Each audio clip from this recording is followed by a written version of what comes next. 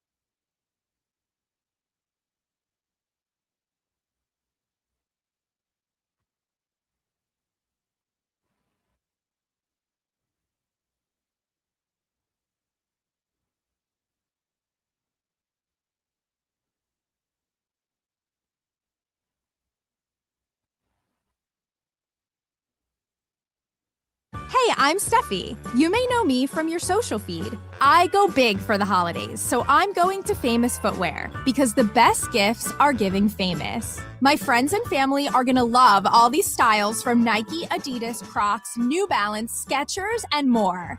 With over 800 stores, you're never far from the perfect gift. So make your list and make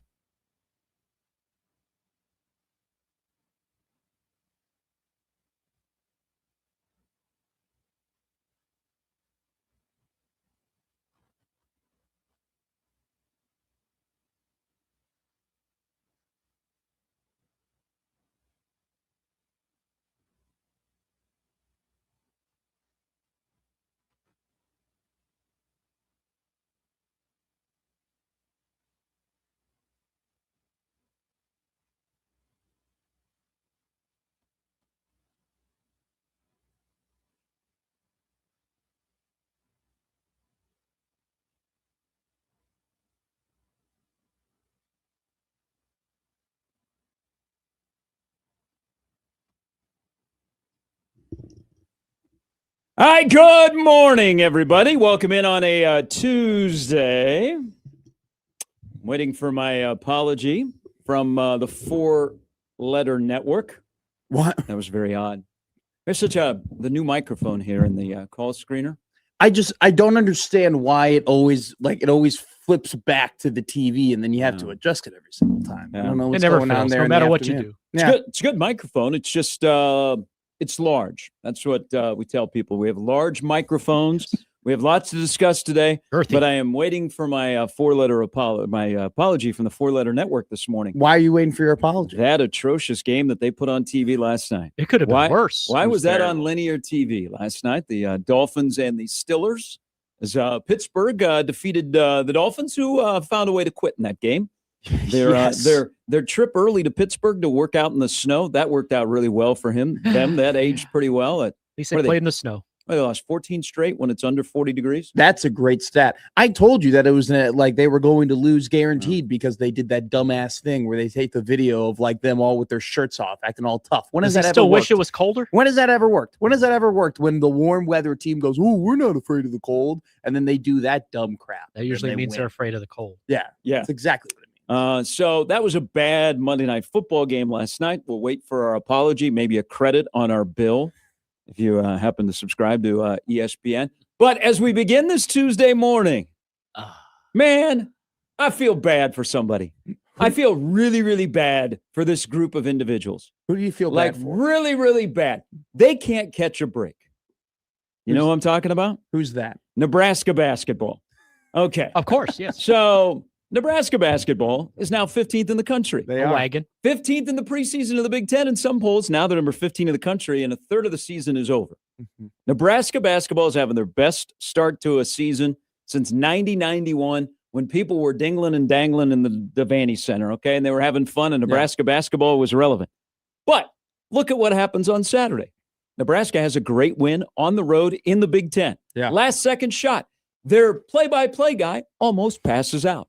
And now Kent's getting as much attention as Nebraska basketball is, and I'm all here for it. Yeah. So you get to enjoy that on Saturday. Plus, your in-state rival is on the struggle bus, so it's even better.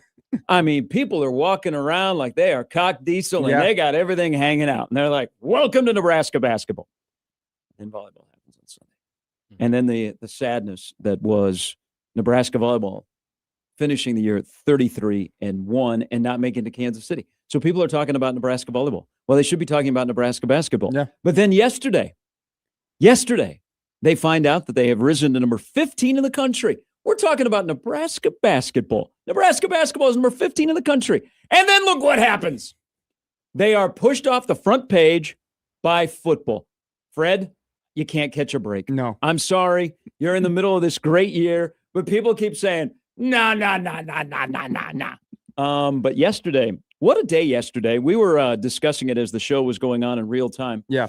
Of the quarterbacks that were going into the portal, like well-named quarterbacks that we are familiar with. Was there a union? Is there a union of college quarterbacks that yesterday they said, you know what? The portal officially doesn't open until January 2nd, but let's all get together and all of us semi-big names, let's either announce that we're going in the portal or we're coming back, which Arch Manning did. I don't know that he had to, but everybody does that now. Even if you're coming back, I guess you got to say you're coming back. But is there a union of college football quarterbacks? Because yesterday was the day in a short window, too. It was like a 3-hour window that all the quarterbacks said, I'm out. It wasn't just big name quarterbacks, too. It was quarterbacks that actually were like somewhat interesting, like Ohio State's backup, Keenholz, who was very much competing with Julian Sayin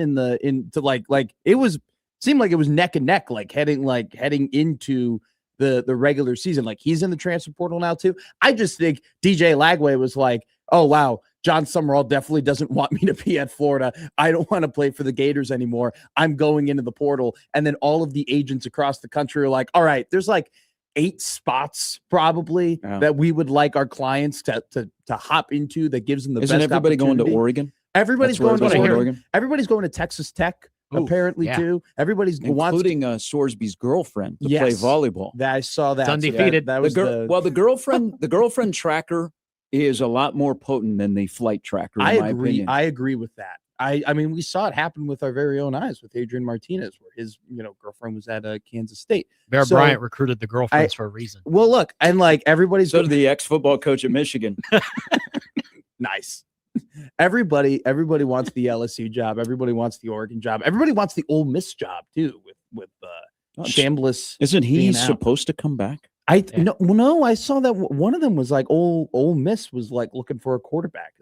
He has to. I guess he has to petition to get an extra year. Okay, but you know what? Everybody gets an extra year. Nebraska's long snapper is in court, Kevin Galick, to try and get an extra year. Yeah. Him. So yesterday was a very, very busy day, and of course, it centered around here. But there was a little bit of a shift, and this is a era of Nebraska football going into year 4, Matt Rule, that is either exciting or scary as you know what. Yeah. But yesterday, something happened in college football when it comes to money and quarterbacks. The University of Florida and the University of Nebraska took back their program. They said, nah. We've gone down this road too many times. You've gone to the ATM machine. We've pulled the plug on the ATM machine. The ATM machine is not going to give you any more money. So I look at you in Mr. Gainesville and say, not for me. I look at you in Lincoln and say, you know what? Not this time. We did it last year in the offseason when the family approached Nebraska and said, we need some more money. And Nebraska did. They gave him more money because they were excited about year 1. They were excited about what year 2 could be. And they know they've got to play the game. And they have somebody that is there and they believe they can build on, and they've changed things around. But both of those programs and their head coaches said, we're taking back our program. And Nebraska said, enough is enough. And you knew this was coming. It's really interesting to see the local reaction compared to the national reaction. But Nebraska made the decision to move on from Dylan Raiola and said, you know what? This is best for both parties. It's going to be scary for you, exciting for you. It's going to be scary for us. It's going to be exciting for us. But Nebraska said, you know what? We can't do this. Going into this pivotal year and what's going on and what you want, we can't meet you. And we have to do what's best for Nebraska.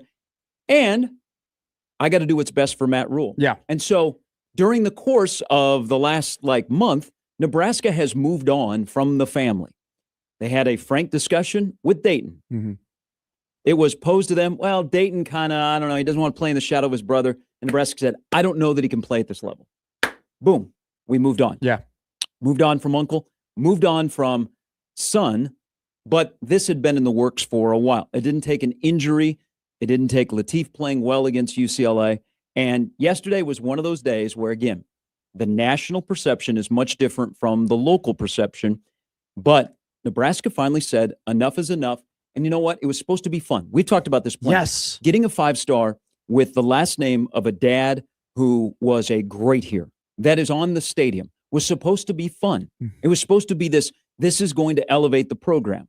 And unfortunately, both sides didn't reap the benefit.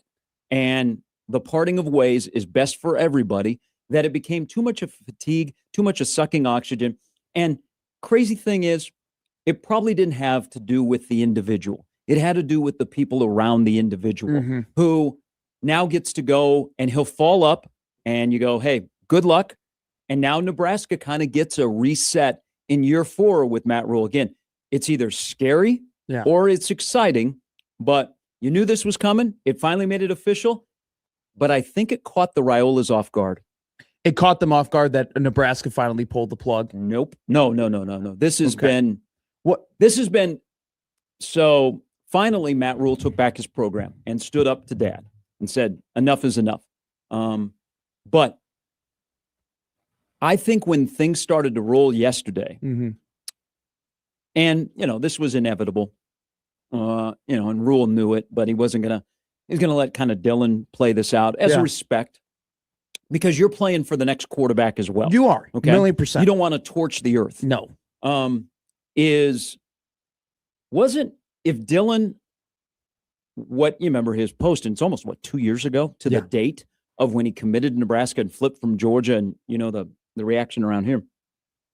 Did it with a big social media campaign, right? Yes. Massive. I think that there was a social media, very heartfelt post that was waiting to be released. And somebody said, we're controlling the narrative. We're going to get out in front of it. I'm wondering who leaked it to Pete Thamel. People say, well, it was the family. But if Dylan, who's got a brand, okay, and you're going to fall up and you're looking for another opportunity and to enhance the brand at your next stop, that's what all these quarterbacks are doing, wouldn't you put out this big Instagram post about Thank you, Nebraska. I will always love you. Thank you for what you did for me. I hope I left a legacy. Good luck in the future. But with all glory to God, I'm moving on. Wouldn't you think that would happen? Yes, a million %. So what was the post yesterday? It was basically quote tweeting Pete Thamel, right? Yes. And then later deleted. It was later deleted. And also, too, in a way, kind of botched, in my opinion, when I first saw his post, because he goes, what does he say? He goes, God's plan, right? God's story. Yep. That's what he put. He doesn't put all the things that you mentioned with the thank you Husker Nation, thank you GBR, go, I love you all. And when you put God's story, to me, and this is how just I'm reading it, right? Just person reading it, it's almost as if he's like, this is what it's always meant to be. This is a me thing. This is, I'm moving on. This is it takes away from the time, in my opinion, that he spent with Nebraska. It's almost as if he goes, see ya, bye. And you just walked out the door, as opposed to, what do you do when you're at a party with people that you like a lot? You shake their hands. You go, hey, thank you so much for having me. Thank you so much for inviting me. Thank you for the time that I've had here. You walk out the door. When he goes, yeah, God's story. See ya. I'll talk to you later. Because I think it caught him off guard that it got released before they were ready to release it, because they wanted to control the narrative. That's what it seemed to me. And it's interesting you say that. I don't know this. Sure. But I think probably towards the end this became very petty. And maybe it was like, no. It's happening. And you know what? We're moving on. You do what you got to do. But just strange that was a quote tweet, that your intentions are to go into the portal, and then further deleted. But it was a day that was coming. I think Nebraska's been preparing for this. I think this was in the works before the injury. So I think we were going down this path. And if you think about quarterbacks of that stature coming out of high school to college, this happens. I mean, it's about 2 years and they move on. Look at the quarterbacks in that great class that Dylan was in. Yes. Look at the quarterbacks where they committed to, started, and either they're in the portal or they're on to their next school. So Nebraska is, when you get a 5-star, you get in the game to play. Mm-hmm. And we always talked about, hey, 3 years and it'll be gone. It'll be great. I mean, just kind of became normal. Nebraska has some normal. Well, they don't have normalcy at quarterback, because it seems like every year the starter or guys are going into the portal. But they are part of the 5-star quarterback generation. You accept it. Do you know what to do with it? Sure. And then it moves on and you're like, okay, what's next? See, also, too, this being in the works before the injury and before everything happening makes a lot of sense to me from this perspective. And not only just from like a Dylan Raiola perspective, because I think it's easy to see it that way, right? Because Dylan, it's always been a little bit more about him than it has been about Nebraska. It's always been a little bit more about the brand and a little bit more about being drafted and being in front of everything than it has been about the program. That's just a fact. That's how they've presented it. But I understand it as well, Gary, for Nebraska also thinking of maybe a breakup before the injury occurs, because you go ahead and the rumors of him flirting with other teams last offseason and them having to pay him more money to keep him around last offseason, you're okay with making that investment, and you're okay with giving him that money, and you're okay with him even flirting with other teams because you want him around, until he steps out of the field and you realize, wow, he hasn't taken the jump that we thought he would. Until he steps out of the field and you go, wow, he's got a lot of the same issues he had last season, this season. Until he goes ahead and his processing isn't as quick and his pocket mobility is still slow. And you then start probably, and this is now me speculating, you then start thinking, man, we've invested so much in the wide receivers and invested so much in the offensive tackles. And we've invested so much on trying in the nutrition and trying to make this guy better.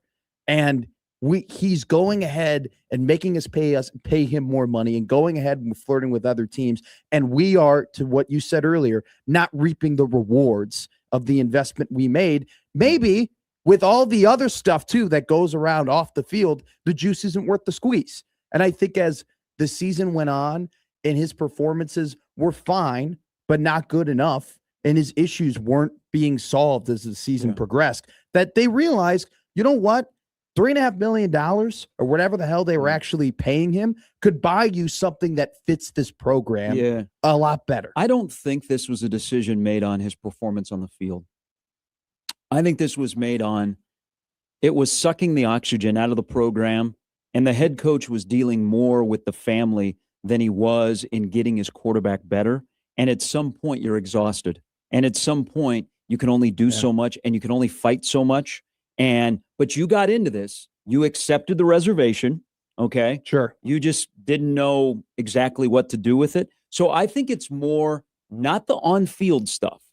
I think it's more the off-field stuff and just the sanity and the sake of the program as the head coach that could not let this something bigger than Nebraska and just suck oxygen out and let people dictate your decisions or fight you on your decisions on who you have employed in the nutrition office, strength and conditioning, your quarterback coach, or whatever. And finally, you took back your program.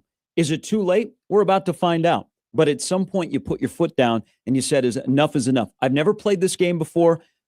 You couldn't turn him down when you had an opportunity 2 years ago. You thought this was going to work out. It didn't work out. But I don't know that Rule was fully ready for everything that came with it, but he should have been. Because go back to the recruitment of Dylan, even as a junior, it wasn't just Dylan. It was the family. Yeah. Okay, it was dad. Yeah. It was brother's going to come along. Sister's going to be involved. Yeah. Sister eventually works in the Nebraska football office. Sister now is running all the NIL. I mean, it was an operation where it's almost, I look at this, and I don't think there's any regrets. I mean, you're not turning him down. It's just, did you fail him? Did he fail you? At this point, you go, you know what? I'm on to 26. We can't worry about it because we got a guy here on campus that we got to make a decision on. And now we all of a sudden have this extra money. Does it go to a quarterback or does it go to other places? But I look at it this way. I give this analogy that Rule was handed a gift. And Dylan, coming out of high school, you went, wow, 5-star. 5-star doesn't come to Nebraska. Whether his last name is attached to Nebraska, they don't come to Nebraska. So what are we going to do here? And it gave you hope, right? Yes. Okay. 1,000,000%. Year number 2, after the debacle of Jeff Sims, you're like, woo, Kyle McCord, Dylan Ryle. Hey, Syracuse is great in the winter. So you accept the gift. Yes. But here's the thing. You live in kind of a moderate house, maybe a duplex, maybe a fancy duplex. And all of a sudden you got this gift of, whoa, this is a gift that looks good in a mansion. And you put it there and it's shiny and you show it off to people. And all of a sudden you're like, it just doesn't fit in our house and I'm not sure what to do with it. And as it goes along, it gets louder and louder because that's what a 5-star quarterback does, because it comes with the hype. You bring the hype. It creates the hype. You created the hype. And you're finally like, it just doesn't fit. It doesn't look good there. And people are starting to tell you that. And finally you say, you know what? You're right. We got to move that gift out of the house and get the house back to what the basics were and within our means. And I kind of go on the offense, where I said this last week in a discussion you and I were having.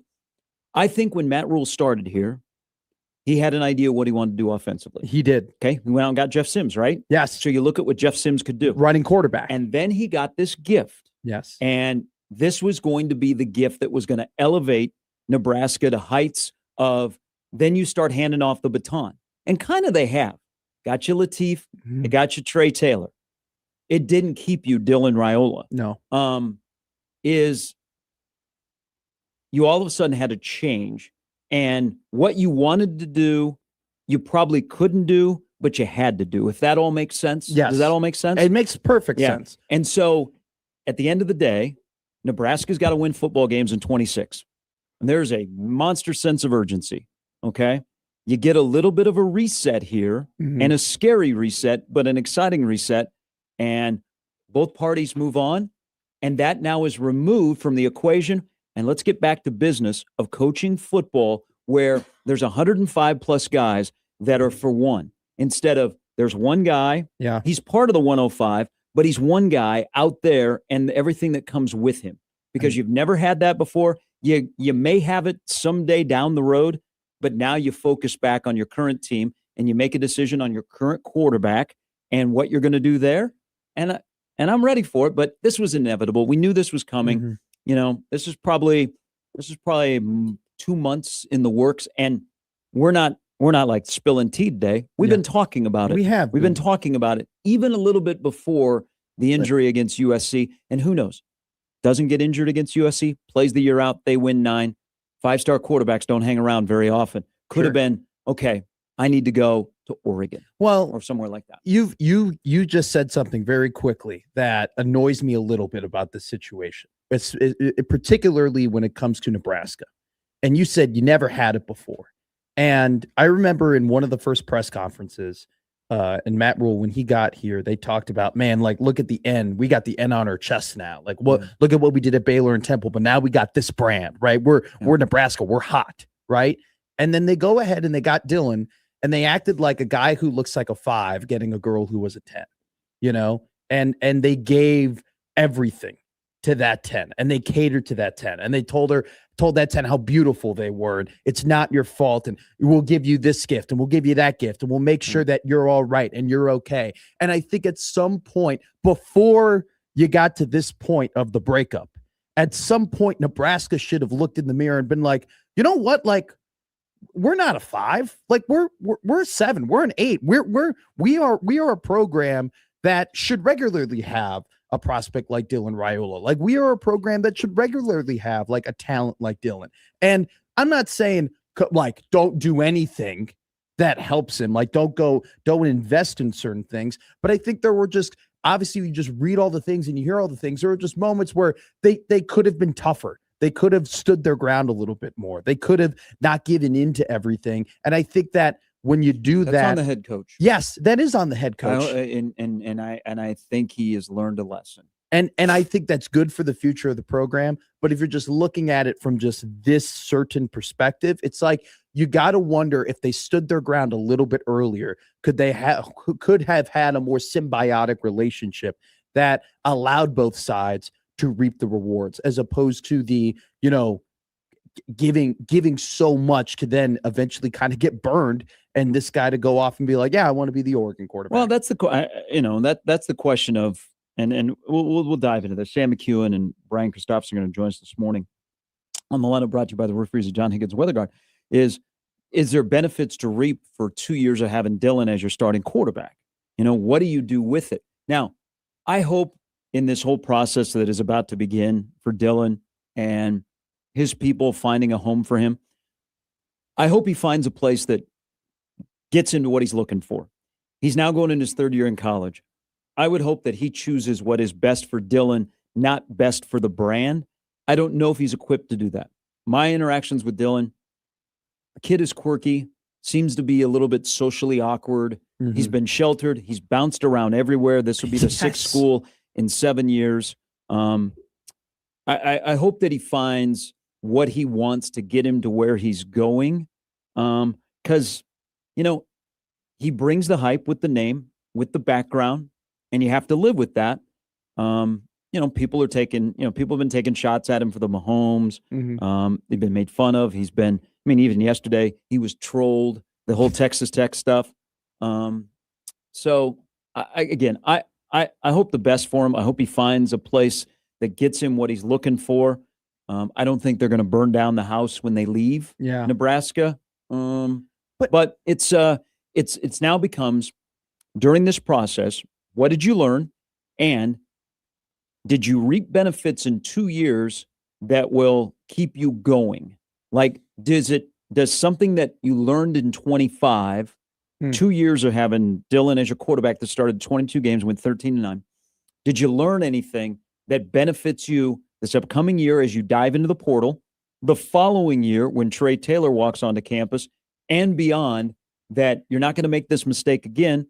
Or you sit back and go, we got to play this game because there's magic in a 5-star out of high school, but we also play the game knowing they may not be here for longer than 2 years. So what are we doing during that 2 years? Sure. Are we squeezing everything out to get us to where we want to go? I mean, that's kind of the fork in the road right now. And ironically, Dana Holgorsen speaks today in Lincoln because it's offensive coordinator day. Yeah, that's perfect timing. On the heels of that, that'll be an interesting discussion, because One of the reasons Dana is here is because of Dylan as the quarterback. But maybe one of the reasons that Dana stays is because Dylan isn't the quarterback. I think what they've learned is how to more properly evaluate quarterback talent in their 3 years of being at Nebraska. And I hope. And I think another thing that we've learned too, because I was thinking about this, like if you go and you look back at Dylan's true freshman season last year, right? Vanilla, just straight up, not that great, right? Really wasn't all that good. But you go ahead and you look at it compared to what true freshman had done that year. Dylan was actually the best true freshman quarterback. And so I think what I hope they learn is, hey, this isn't a program that currently right now you have time to go ahead and get a high school quarterback and play them right away and have them be average and then have them be no. You have to look at the teams that are playing great right now. A lot of them have transfer quarterbacks. I think that is more so the path that you look towards in terms of if you want to be great right away. That's the lesson. You say high school quarterbacks? Or sorry, transfer quarterbacks, portal quarterbacks. That's the lesson I hope they learn. Well, that if you want to be good right away, you're better off going off in the portal and getting a guy who already has 20 starts. Well, that may be a Nebraska problem because Nebraska has problems developing quarterbacks. They do. It's this current staff, previous staff. Nebraska doesn't develop quarterbacks, but again, this is probably all inside of. We probably need to dive in deeper outside of a handful of schools in college football. Who develops quarterbacks? Who develops quarterbacks in college football outside of about 8 to 12 schools? It's a great question. Because there is 124 other schools that need a quarterback. All right. You have the lineup. This will be a heavy discussion. We got a lot of different things to discuss about this. Is now Nebraska gets to go shopping. And we'll see how big their cart is depending on how they feel about TJ Lateef. If the cart is a buggy or the cart is a giant regular shopping cart, we're going to find out. You can always join the conversation today, hot and heavy. Everybody's got opinions. By the way, thanks for all the great emails yesterday. Good stuff. Well, there's a lengthy, and let me give his name because I know he's listening. Ryan. Yes. Yeah, I'm gonna try and read through part of your email because there's some really good stuff in here, but it is about 4,000 words. It's a damn good email. Yeah. So we'll do all of that. You can reach us on the Prairie Flower Casino Zone hotline, 402-951-1620, or in the Equitable Bank inbox where they take banking personally. Wonder if old man Doug will call us today. I wonder we'll too. see. Gary or Matt at 1620thezone.com. All right, off and running. The day after it's official, Dylan is in. Who's coming? And Deshaun McCullough. Everybody's doing stories on these marked down 15 jerseys. Deshaun's like, you know what? I am playing in the bowl game. I'm going to the NFL draft, but I'm playing in the bowl game. That's a great point. It's Gary and Matt on 1620 The Zone.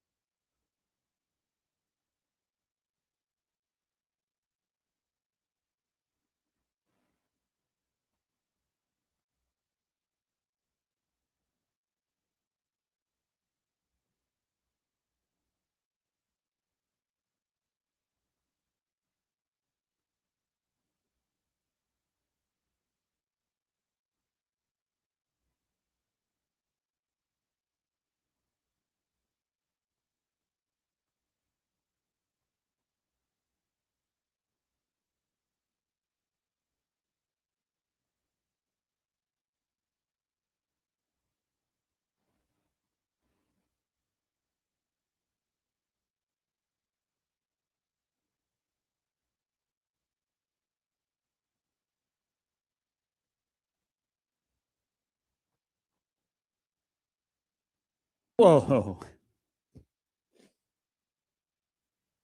It's a good song. What? It's a great band. All right. 44 past the hour. One of the great American bands. That was a great all right. That was a phenomenal lead in. Just what you could tell in that all right was what's coming for the next about 3.5 hours. That's what that all right was. That was an all right. Here we go. Let's buckle up, baby. You're gonna go deep on the first play? People have takes. I'm on to what is next, but I know we have to talk about what was here, and that's fine. That's fine. Again, the key is, do you reap the benefits? Are there benefits to reap? What lessons did you learn? There you go. And then prepare yourself, because Dylan will fall up. Dylan will end up at a good program because the machine is working to find a place for him. And I hope he finds eventually in his football life what he's looking for, because he has been living out of a suitcase. He's kind of a nomad. Okay. Yeah, in a way. And he'll probably go somewhere and he'll be there for 1 year, and then we'll declare for the NFL draft. But at some point, you got to take control of your football life. Yes. And make decisions that are best for you instead of a lot of people around you. Maybe that's wishful thinking on my part, because I think as you get a little bit older, at some point you're going to be in the real world. Look at Matt. You can't have everybody else running the operation. You at some point have to say, I'm the CEO of the operation. Yes. I got to make a decision. So I hope he finds what he's looking for. And I hope Nebraska finds what they're looking for, because it could turn out to be a win-win for both sides. That's kind of what you're hoping for. Mm-hmm. I'm not wishing, boy, I hope Dylan goes somewhere and he absolutely fails. Dylan may go somewhere and Dylan may be exactly who he was here.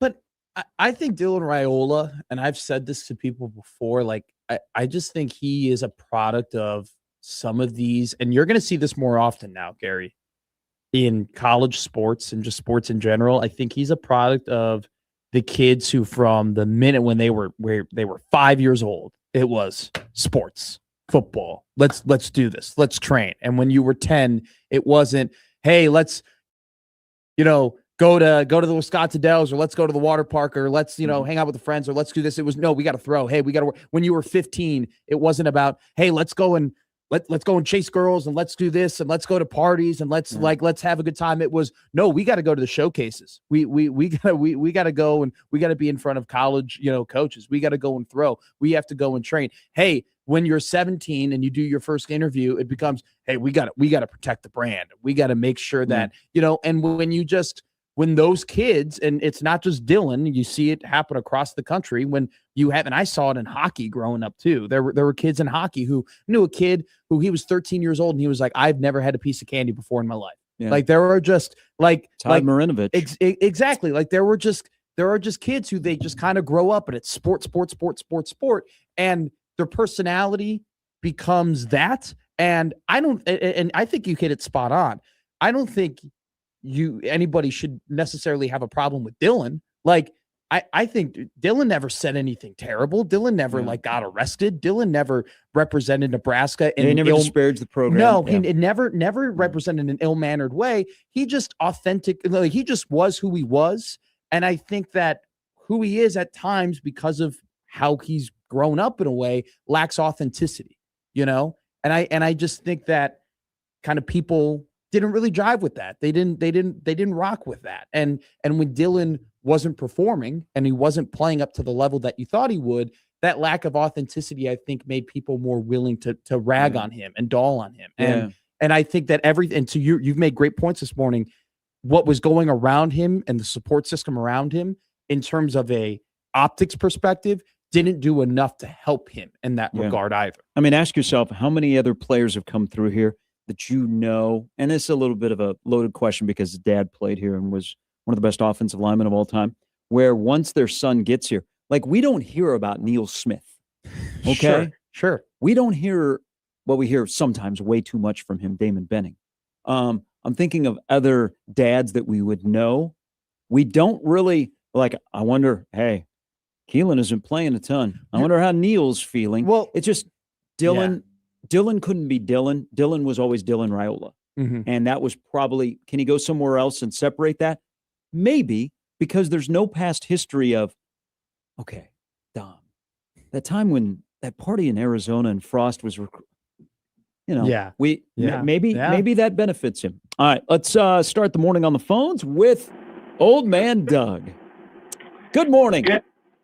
Good morning to you. I'm in sports purgatory. Why? Great. Nebraska basketball is ranked 15th in the country. That away. Great. And actually, I am happy for them. I can feel it in your voice. No, I love Sam Hoiberg. I love that guy. I'd have him on my team any day of the week. So would your head coach. Twice, exactly. So this Dylan thing, I think we got to give props to Andrew, who I'm sure is listening right now. And I don't know what it was, a month or so ago, he just basically said, don't you think the Raiolas are holding us hostage? It always felt like dealing with this mafia family, that you just couldn't get rid of. And, honestly, let's be honest here. I don't care where he goes. I don't care if he does well. I really don't. I care about Nebraska. And hopefully what we've learned is that we can't make this whole team about one player. And if you're winning, you can. Yeah. If you're winning, you can. Well, yeah. And so I hope Sam McEwen and particularly Mr. Sipple gives a mea culpa, because they were adamant. And then I'm just pissed about the whole thing. I'm just pissed that, it's not about a team anymore. It's about a camp and all that kind of stuff. And I think Rule finally said to himself, you know what? I'm going to live or die by what I do, and I'm taking back control of the program, because it was Dylan's program. It really was, and it shouldn't have been. And all these appearances at high school games, and that we're just drawing attention to him. And, I argued with a good friend of mine, and he's a former high school coach here, and he was saying how, oh no, he goes to all the high school games, he's not going anywhere. And then Sipple's like, how can you guys say that? How do you know? And I know Sipple was talking to Dad, and they got burned. I mean, they got burned. And when Rule made the comment when asked, he said, I let the players make their announcements. That's when I knew for 100% sure he was going. And anybody that couldn't see that was just being too darn hopeful. So I think the money can be better spent somewhere else, and get a solid portal quarterback. But the disappointing thing with Dylan is I don't think he wanted to compete. They say he won the job. He was given the job. I'm not saying Harburg was better, because he wasn't, but he was given that job. He had a free, huge runway, and he was no. He walked in the door and he was better than Harburg and Kalen. Right. He didn't have to compete, and that's the sad part about today's youth is. I don't think that's on him. He was the better quarterback, and he showed it. But Gary, what if because they recruited him, they weren't going to bring in any transfers to compete with him or anything like that. Yeah, why would you put your resources when you already have plenty of resources in the quarterback position? And the quarterback position is good enough to start. Why would you put additional resources? I'm not saying you shouldn't have, but one of my point being is that in my mind, one of the reasons he's leaving as well is he's not sure that he can win the job if he and Latif went head to head. And I'm not saying Latif is better either, but he doesn't want to find out that result. So he's taken the easy route, which he's done his whole career. I was hopeful he'd be a savior for us, and he wasn't. And now, the leverage and all that stuff, you guys know, I just hate that. I hate when that gets done to me in the workplace and in business. I hate it. I mean, there's no gratitude. I just think he thought he was better than he really was, and he didn't work as hard at it as maybe he could have, particularly the mobility part. He didn't take the coaching or getting rid of the ball, those kinds of things. The offensive line wasn't great, and I still believe that Donnie was kept to recruit Dylan, and I will never. No one is ever going to change my mind on it. I mean, I don't know. I mean, you guys can say what you want, but I think Rule kept Donnie on because he wasn't that bad, but then he thought, this gives me a good shot to flip Dylan. Yeah. Okay. Thanks, Doug. At the end of the day, the fit is a big thing moving forward, and fit in the program, fit with the offense, what they want to do to be successful. I don't know. Dylan wasn't at practice yesterday, so that kind of kick-started, okay, this is happening. He's still the best quarterback on campus. Yes. He's still the best quarterback on campus. There is one thing that Doug said, and I sifted through there. Like Rule's tone, and we had a caller last week that goes, "What do you know?" Because my tone had kind of changed because it just seemed like Rule was handcuffed. Yeah. I'm wondering, and again, I don't think the decision for Nebraska to move on had to do with his ability on the field. I think it's just everything else that goes with the party. Did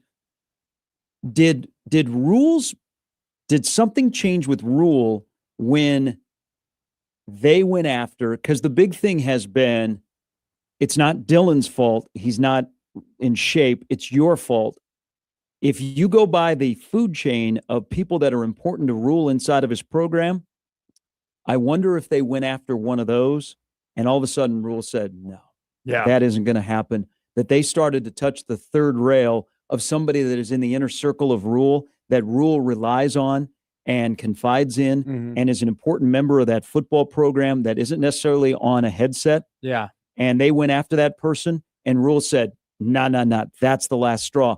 And his whole kind of tone changed a little bit about how he talked about his quarterback that coincided with him not being in your lineup because he had broke his leg. And I think you can read between the tea leaves in a way and connect the dots of like, what are some things that Rule is always talking about, right? You know, small things. And like, he's always talking about the facilities. He's always talking about the recovery. He's always talking about the nutrition and the training table and the staff and everything like that.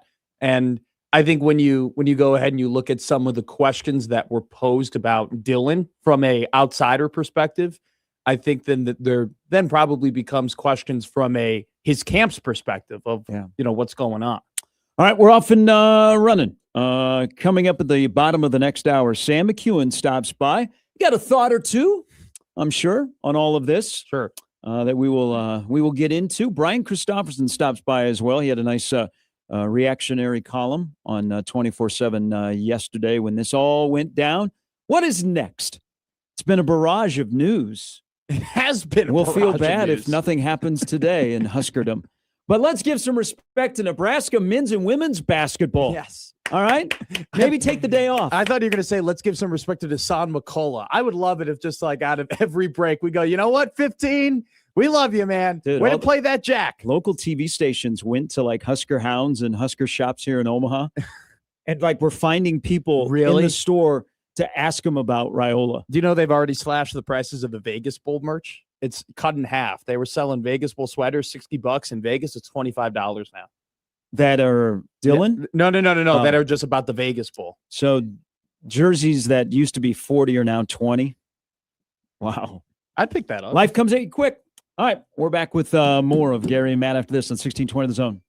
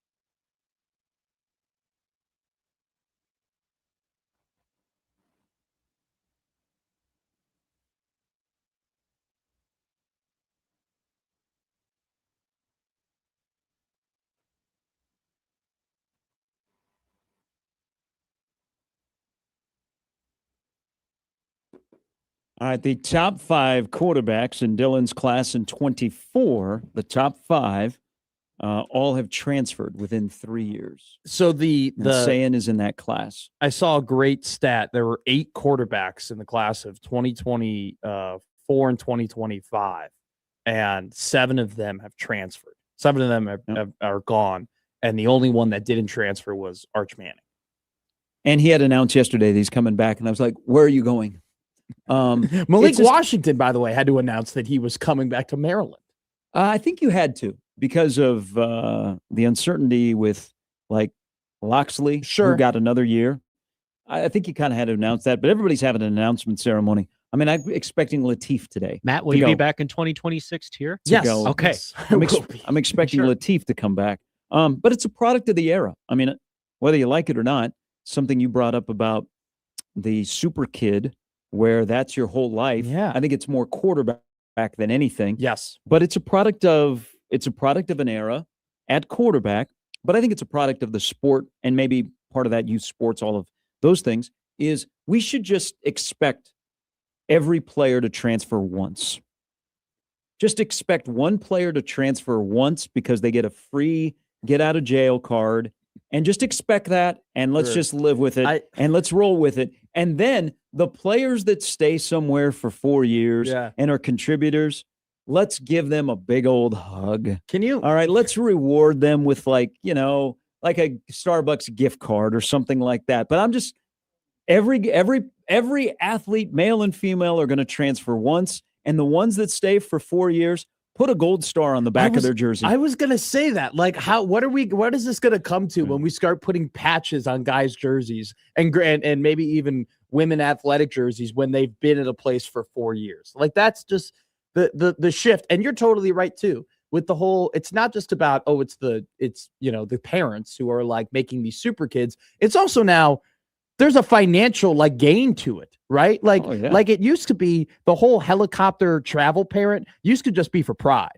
Used to just be so you could brag about your kid. It used to just be so you could be like, oh, my son or my daughter's going to play D1, and you could be the coolest person at the country club. Now it's turned into, oh no, like millions of hundreds of thousands, even millions of dollars. Well, that's everybody is looking to be the next Bo Nix, the next Dylan Gabriel, players that go somewhere where they elevate their stock, to be the next Mendoza. Because if you're starting somewhere and you're going into the portal, because there were big names yesterday. I mean, Cincinnati can't afford Sorsby, so that makes sense. Again, his girlfriend's going to play volleyball at Texas Tech. Danny Busboom Kelly, what were you doing? Are you not working with the rule? But everybody that's going to the portal for the second time, you're looking at the brand itself and to maximize value. The question in Dylan's situation, because Dylan was compensated very well here, and his NIL package, $3.5 million is reportedly what is out there. Who in the current landscape of college football that gives him what he's looking for, and that is because I think probably they're going, man, Nebraska didn't develop him. We need somebody that can develop quarterbacks to get him to the league. Is he going to make more? I think he's going to fall up in terms of the program. Because at this time next year, Dylan's in the playoff, I wouldn't be surprised. I agree. But I don't know that the value of the money that a school would be willing to match Nebraska, because you still have to look at the play on the field. And I'm sure if a college program, and everybody thinks you can fix somebody, and they're always saying that, hey, that second spot, but you're probably going to go, okay, we just watched a quarterback that has some issues and probably thinks that his arm is a lot stronger than it is. Sure. Maybe operates like a robot, but they forgot to put the most important piece in the robot, and that is the hard drive. Yeah. Okay. Great way. So that's how I look at like Nebraska looking for the next quarterback, or what they're going to try and do with Latif. And this is the question you ask about Latif. Is Latif the guy? I think you're going to find out. Look at names that Nebraska will be attached to, and then that tier of quarterbacks tells you everything you need to know about how internally they feel about TJ Latif moving forward. Because if they're shopping with the big shopping cart instead of the buggy, they're like, we don't have an answer on campus. If they're shopping with the buggy, they're like, we got an answer on campus, but we need another answer in case that person they fail the test. But they're going to look for, we always talk about hiring the opposite.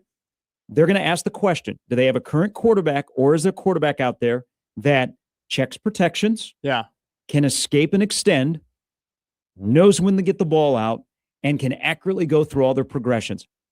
I think they will look at, that's what we lacked the last couple of years. We need that in this offense as we move forward and have a different type of offense. And honestly, though, like we've had some interesting conversations, you and I, but I feel like our vernacular over the last couple of weeks have changed in this regard. I think, and this was more so me, we talked a lot about development. Yeah. But then I think it's a college football problem. But I think, you have kind of changed the vernacular in a way, and I think this word now becomes more important in what you describe. The word that you change development to is evaluation, right? This is not about this current process right now. Is not about the developing. Like it's not a matter of fact of like, can we develop TJ? It's evaluating TJ. Yeah. And frankly, if we're just going off of history of Nebraska football under Matt Rule at the quarterback position, they have failed from an evaluation perspective because they've had, now multiple cracks at the galley and now pause on one guy, the guy that's going to start at the end of the month. Just pause on him for a moment. Well, at TJ? Yeah. Oh, yeah, I'll pause on him. But I'm saying they failed on the evaluation of Heinrich Harburg. Or sorry, not Heinrich, my bad. On Jeff Sims. They failed on his evaluation. They failed on the evaluation of Chubba Purdy. And they fail on the and I don't want to say, like with Dylan, it's hard for me to say on the failure of evaluation just because he was a 5-star quarterback and there was almost no way that you could say, hey, we're not going to take him. We're not gonna bring him on.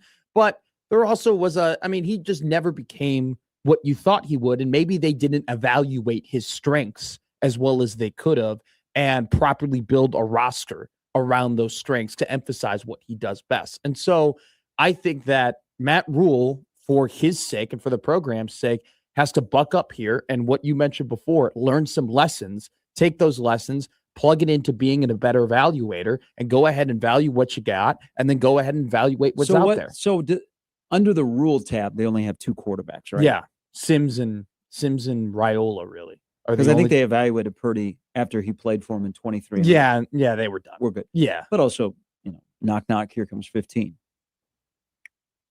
Oh, yeah. You don't, that's the one thing, too. Like, you never, people were talking about Kyle McCord and Sam Levitt and everything like that. And Gary, we could play revisionist history and say, yeah, they probably would have been better off, having the guy who led, the country in passing yards last year on the roster. At the same time, you're not going to say, hey, Dylan, hey, Legacy, hey, 5-star, hey, dude who is choosing us over Georgia. We're going to take the guy from Ohio State who clearly is worse than the team we're eventually trying to beat. You're not going to do that. And especially, the timing of Dylan having interest in Nebraska, Rule had just gotten here. Yeah. So sure. It wasn't like he'd been here for 4 or 5 years and he could start asking people, hey, what about that guy? Yeah. He just kind of, that's a great point. And you were coming off a season which you didn't go to a bowl game. So you needed a win. You did. And so that was your win. And you weren't going to say no, because this had been a process that had started long before you. And you'd already, worked with Uncle. Yeah. So you knew the family and you'd already started to be involved with the family because Nebraska had been recruiting him. Mm-hmm. You just thought you were out on the outs. Sure. Someone one day will release a Chasing Dylan of the week of McCord and Dylan and that whole thing but it was a whole in operation. Look at this. Okay. It was just something Nebraska had not had and they were not prepared for. Look at the weekend that he was here to commit. Remember how irate, because I got an angry DM because I responded to somebody that happened to be in Memorial Stadium on that Saturday night when Dylan was shooting his commitment video and shared video of that Dylan is committing to Nebraska. He's inside the stadium and they're filming it right now. Nobody else did that. No, there's nobody else that's come along that has done that. No. So they Zero. That's an interesting insight, but I think isn't that kind of like the beginning of it all in a way where there were things that they did for Dylan that they probably weren't doing for other people. And listen, Nebraska probably failed Dylan. They're the scheme and personnel. And then Dylan probably failed Nebraska because he didn't elevate the situation around him. He's not good enough to take a situation that is a little bit choppy and because he's so talented to make it, oh, wow. Yes. Here we go. It's okay. But today is an okay day. It's scary. Could be exciting, but it had to happen and it was inevitable. And maybe it was inevitable even if Nebraska wins 9 games this year, because this is what quarterbacks do. Okay. They're here for 2 and they're gone. Yeah. Well, it's funny. Okay. It's funny too, when we go back in the revisionist history to find out too, that Sam Levitt was the guy to begin. Yeah. And then it switched to McCord and then it switched to Dylan, but you can't sit up here and tell me, hey, they should have went with Levitt, or why didn't they go with McCord? Well, because that was never in the cards. You're right, because we had seen Levitt play. He played against Nebraska in that Michigan State game. We were like, well, there were two. By the way, there are 2 quarterbacks who Yeah. played in that game who are both in the transfer portal right now. Well- Caden Hauser's in the transfer portal now too. He was in that game. By the way, ironically, because I imagine whoever the general manager is of Oregon football fielding calls from people that want to come there. Dude, they're putting in. I guarantee you, there are transfers putting in bids to be lower to like go ahead and like be. Yeah, we were talking about that in the crossover yesterday. Ironically, somebody who has been in that system is running Arizona State. He seems to be a pretty good quarterback coach because Jeff Sims looks so much better than he did at Nebraska, and that's Kenny Dillingham. Yeah, which is another place that Dylan is rumored to. I think Arizona State is probably a place for him because I think Oregon either has their number one guy that's already on campus or they've already pegged their guy that they want in the portal. All right, here on the Prairie Flower Casino Zone Hotline, we start with the hour with Colin. Good morning, Colin. Morning. How are you guys? Good. How are you? Good. Hey, first and foremost, Omaha traffic sucks. Everybody's on their cell phone. So, but I'm not. I'm on a handless free. I'm both hands on the wheel. Hey, performance safe cell. Congratulations. Yeah, right. I didn't want to be a hypocrite on that. So with Dylan Raiola, I was thinking about this. I get it that maybe our system doesn't fit him, but Dylan also has to be pissed off at his uncle because his uncle helped him get hurt because of our offensive line or lack thereof.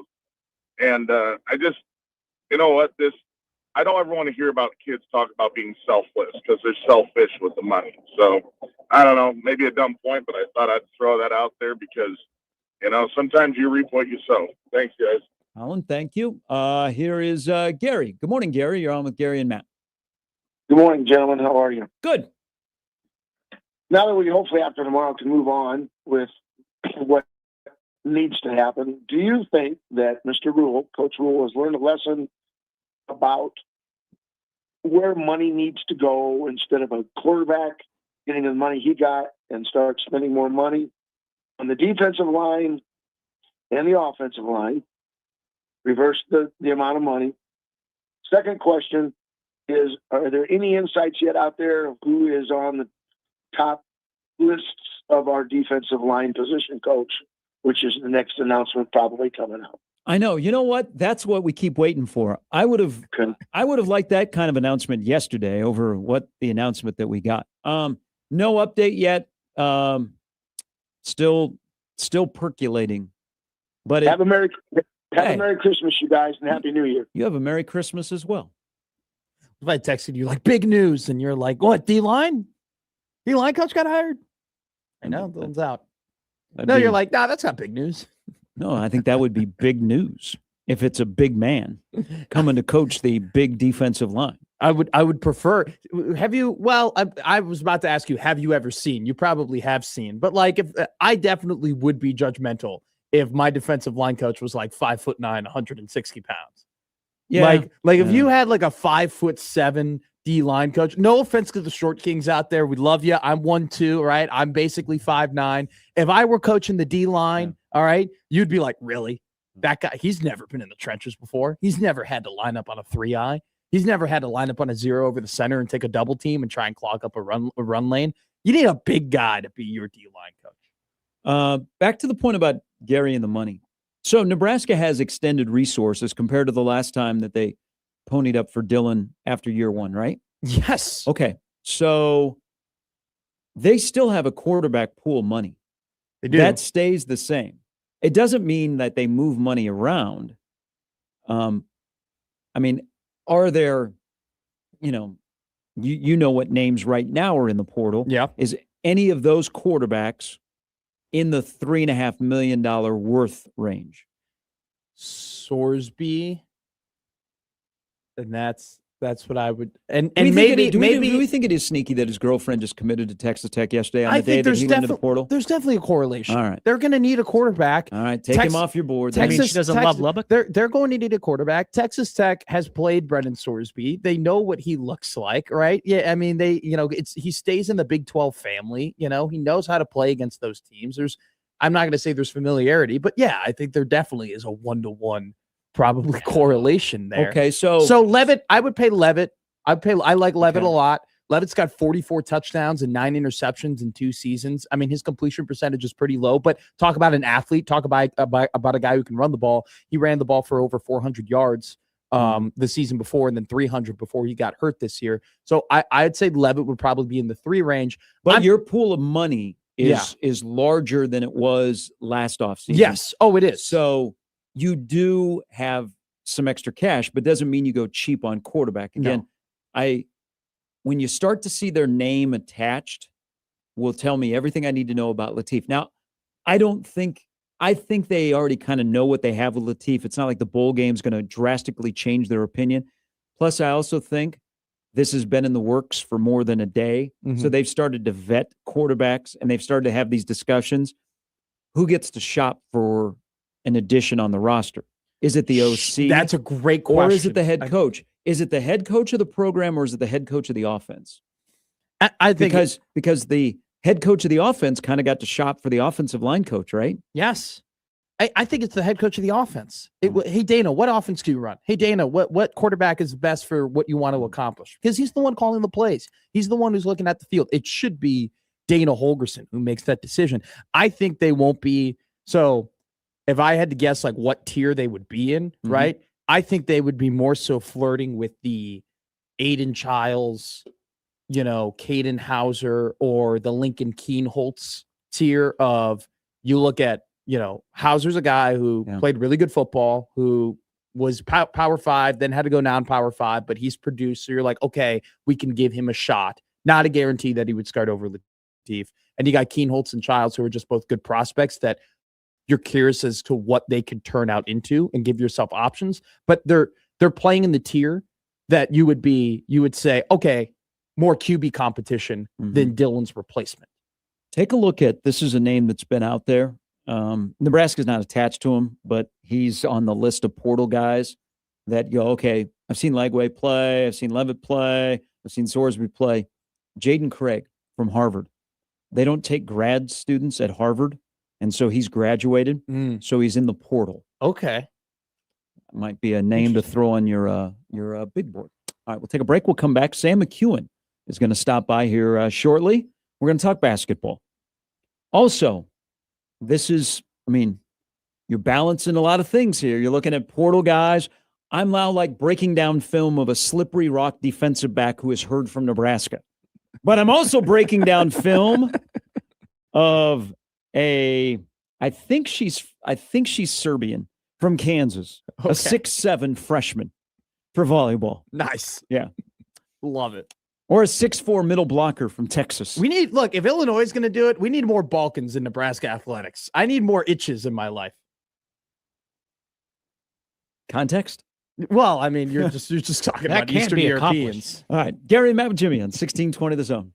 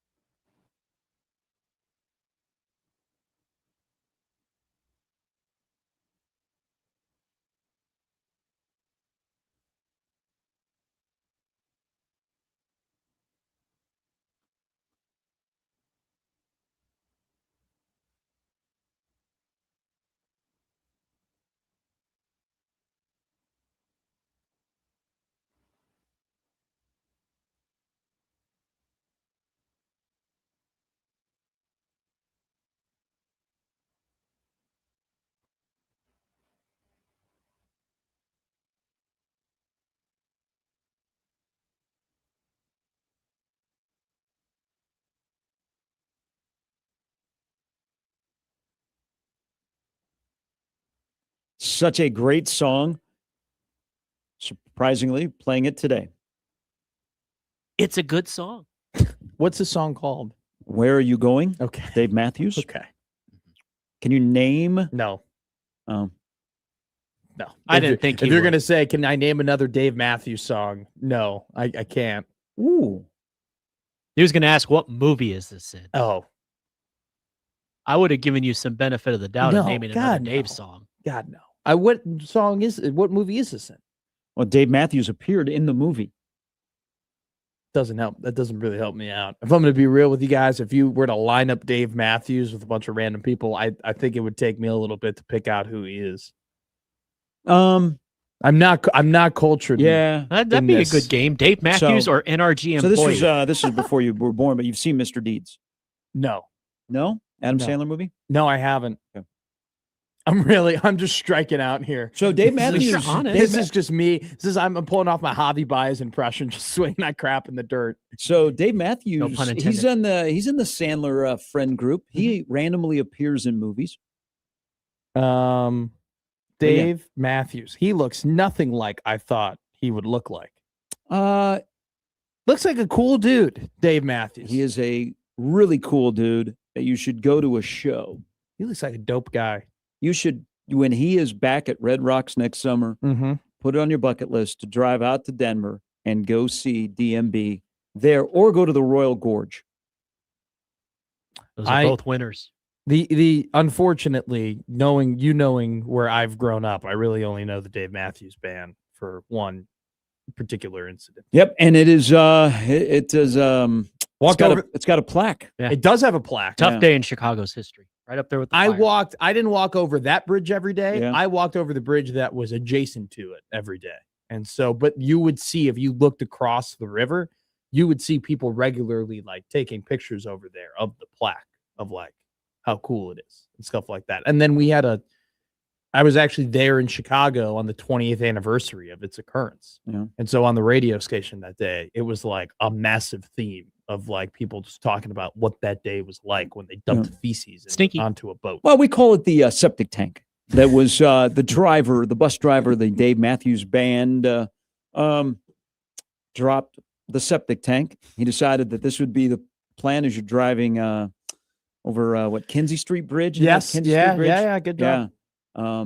And there just happened to be, because of the beautiful Chicago River below, there were passengers on a sightseeing boat, and all of a sudden they were hit by septic tank residue. Funny the way it was. Yes.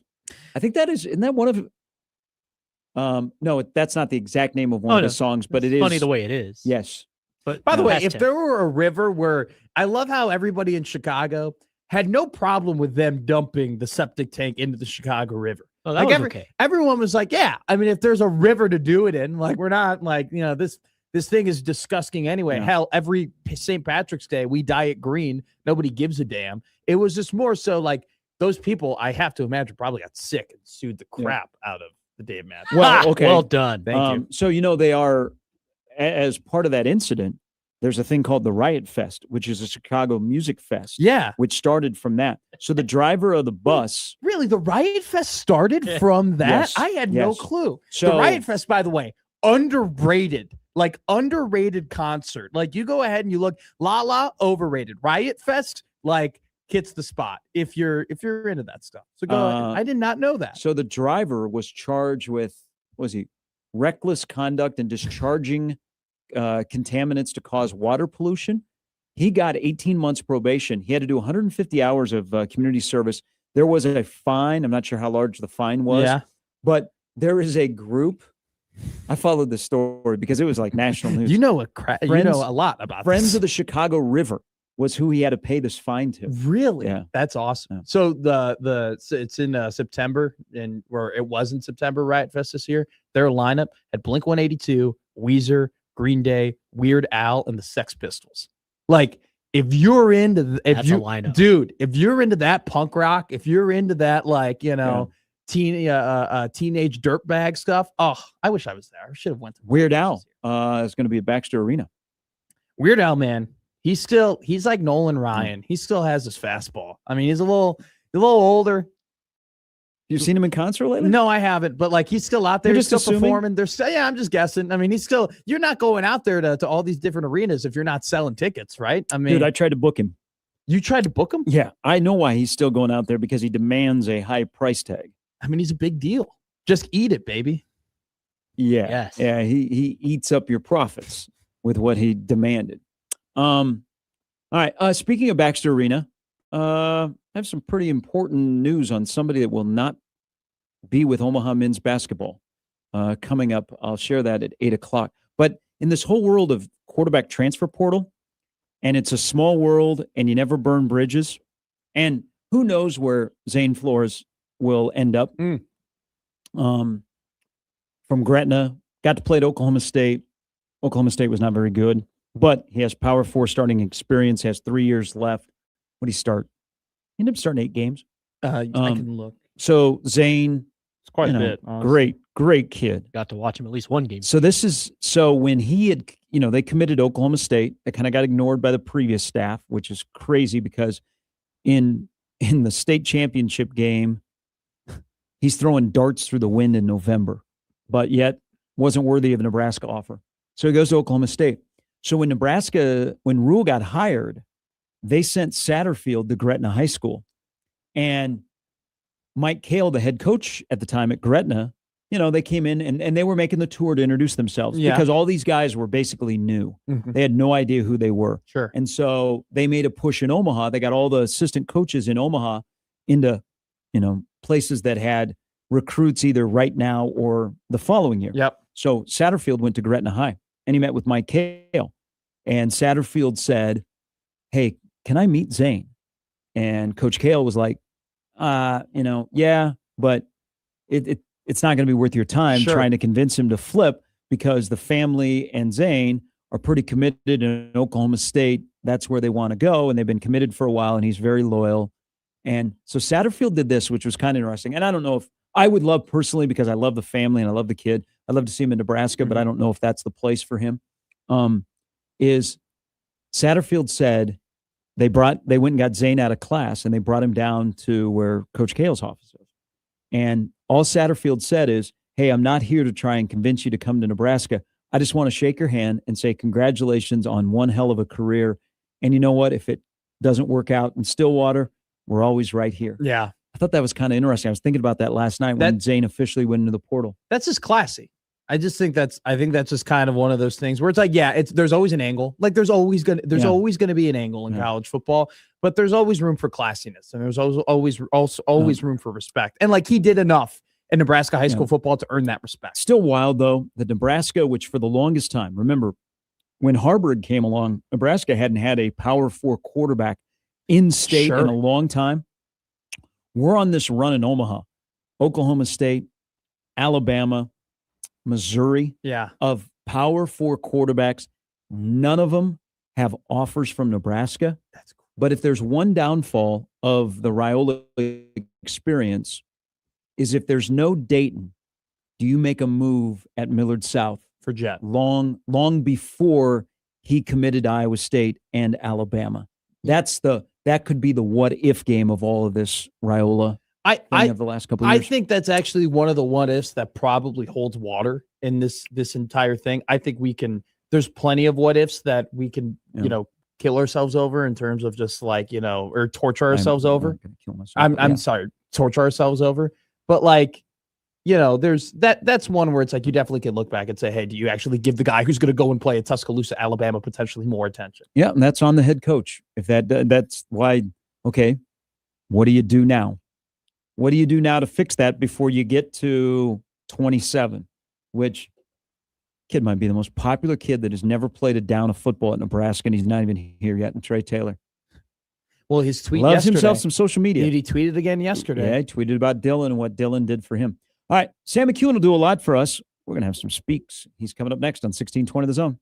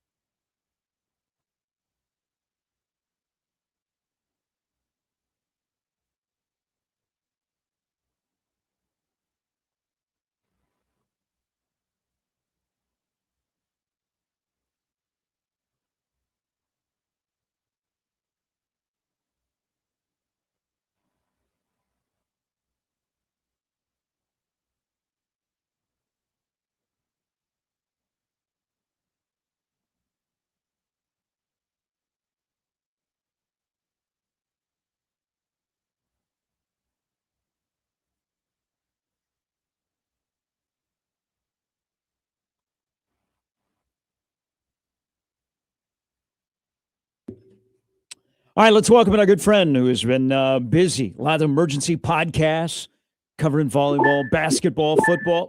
Whoa, Sam McEwen getting in his car joins us now. Good morning. Yes, you're right. I am in my car. I'm warming it up. I'm not actually driving. Okay. Veteran move. You know what, Sam? It is almost 2 years to the date. I think it might be 2 years to the date that Dylan said yes to Nebraska. That was in 2023. In 2025, he is more than likely saying goodbye. How did we get to this point? Because that was a big day 2 years ago. Today is one of those days where people are like, okay, this makes sense. How did we get to this point? Well, I mean, I think we got. It's a good way of putting it. I think we got to this point because there was just a sense of things didn't go the way that people hoped. He got hurt this season, right? So I think the hope was, hey, you win 10 or 11 games this season, and everything goes the way you want it to go, and then all of a sudden you're in the spot that you want to be in, and rising tides lift all boats. That didn't happen. I feel like the Minnesota game was a turning point in the season, and really stuck in everybody's craw a little bit. And I think there was frustration for Dylan. I think there was frustration for the team. And I think they went to Minnesota with the hopes that they were going to throw the ball around the yard, and it flew up in their face. And then I think Rule was like, well, we're not doing that again. We're gonna run the football, and we're gonna win games 20-17. And then they play a magnificent 2.5 quarters against USC. First and 10 at the USC 23. Nebraska's got 12 personnel in the game. Dylan checks to a pass, which he did, on what would normally be a power run play, and a 2-man route. And he held on to the ball for 4.5 seconds. He got sacked. He broke his leg. They fumbled. They lost the game. And I think there you go. I mean, I think that's a big part of it. I don't want to say that it's totally circumstantial, but that's just kind of how life works, right? Like, there's a little bit of that in there. And then I think there's also, hindsight being 2020. And I have not written yet much about, my thoughts after he transferred. I wrote a lot last week in my mailbag about what I think he was trying to figure out. But it was very clear going into this offseason that Nebraska was going to say, kid gloves are off. You are going to determine how far you go. We have another guy who we think can go and do all the things that we're asking him to do. And he's not going to he's not going to be asking anything additional of us. His parents aren't looking for extra accountability measures, or they trust us. Like they don't have an eye over here of like, oh, dude, should we actually trust what you're doing? Are you coaching him hard enough? Are our standards higher than the team's standards? That kind of stuff. You don't have that. I think Nebraska was going to say to Dylan, this is on you.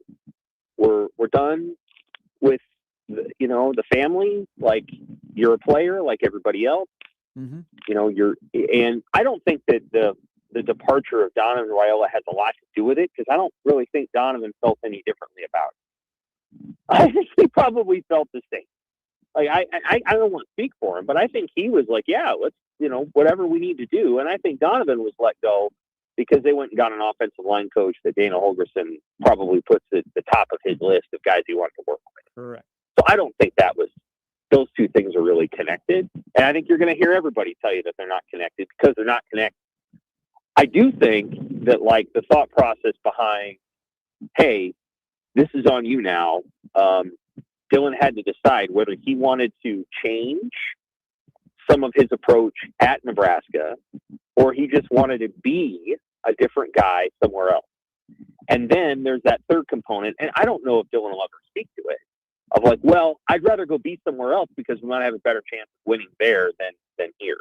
Maybe he felt like, or maybe the family felt like, I don't really know this, that too much was dependent on Dylan. Sure. And to which I would say, well, yeah, no duh. You came to Nebraska, you didn't go to Georgia. So, that's, yeah. I mean, a lot was expected of you here because you came here. And it may turn out, it's like, well, as in hindsight, a 5-star belongs at a current 5-star program. Maybe that's how it'll play out. I don't know. So those are the thoughts. I haven't written it all down yet. I will say that, like, on Monday, yesterday, you saw a lot of media reaction, and almost uniformly, it was, well, this is best for everybody. A parting is best for all sides. And that's a tell. The tell is everybody was exhausted even talking about it. He wasn't good enough for it to be controversial. When Wan'Dale Robinson left, it was like, oh boy, well, the best player just left the building. Yeah. It didn't feel like that with Dylan. Now, maybe that's because TJ had the game at UCLA. Maybe everybody's just kind of fatigued, has Dylan fatigue. But that was a tell. Because it's not like there was some big breakdown of like, well, this is what's going to change in the offense and this and this and this. Like, no, it was just like, well, this thing's best for everybody. I have no idea if it's best for everybody. I'm not sure it's best for Nebraska. I think Dylan was probably still the best quarterback on the roster. Yeah. But now they got to go find somebody else. You've sparked my thought here, Sam, because I think that, and I'll use an NFL example, right? The Jets haven't been able, the New York Jets haven't been able to find a consistent franchise quarterback. And I think a lot of people would argue is because they're never prepared to have a future franchise quarterback. They don't have the infrastructure. And I'm not going to ask you whether or not Nebraska had that infrastructure when Dylan came 2 years ago, but do you think now, 2 years later, that Nebraska has the current infrastructure to get a high-level 5-star quarterback and have them flourish? I do. Yeah, I do. And I think Trey Taylor will probably end up being a fringe 5-star. So, yes, I do. I think that Raiola has a 5-star arm. I think there was a lot of work for him to do. Years and years ago, and I know this is a sidetrack, but it's notable. Everybody was all over how good Johnny Stanton was going to be. And I used to watch Johnny Stanton's tape, and I'm like, well, they run one formation, and it's like under center 8, four wide receivers, and they don't run like anything else.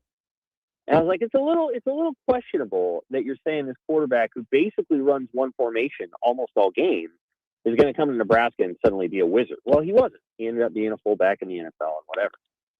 Dylan transferred to 3 different schools, and I don't care what a kid does in high school. I know other athletes that have done that and whatever. My point being that when he got to Nebraska, that was like he had never really had like a crew of guys. And so like when he got to Nebraska, it was almost like he was starting that experience that a lot of other people had in high school.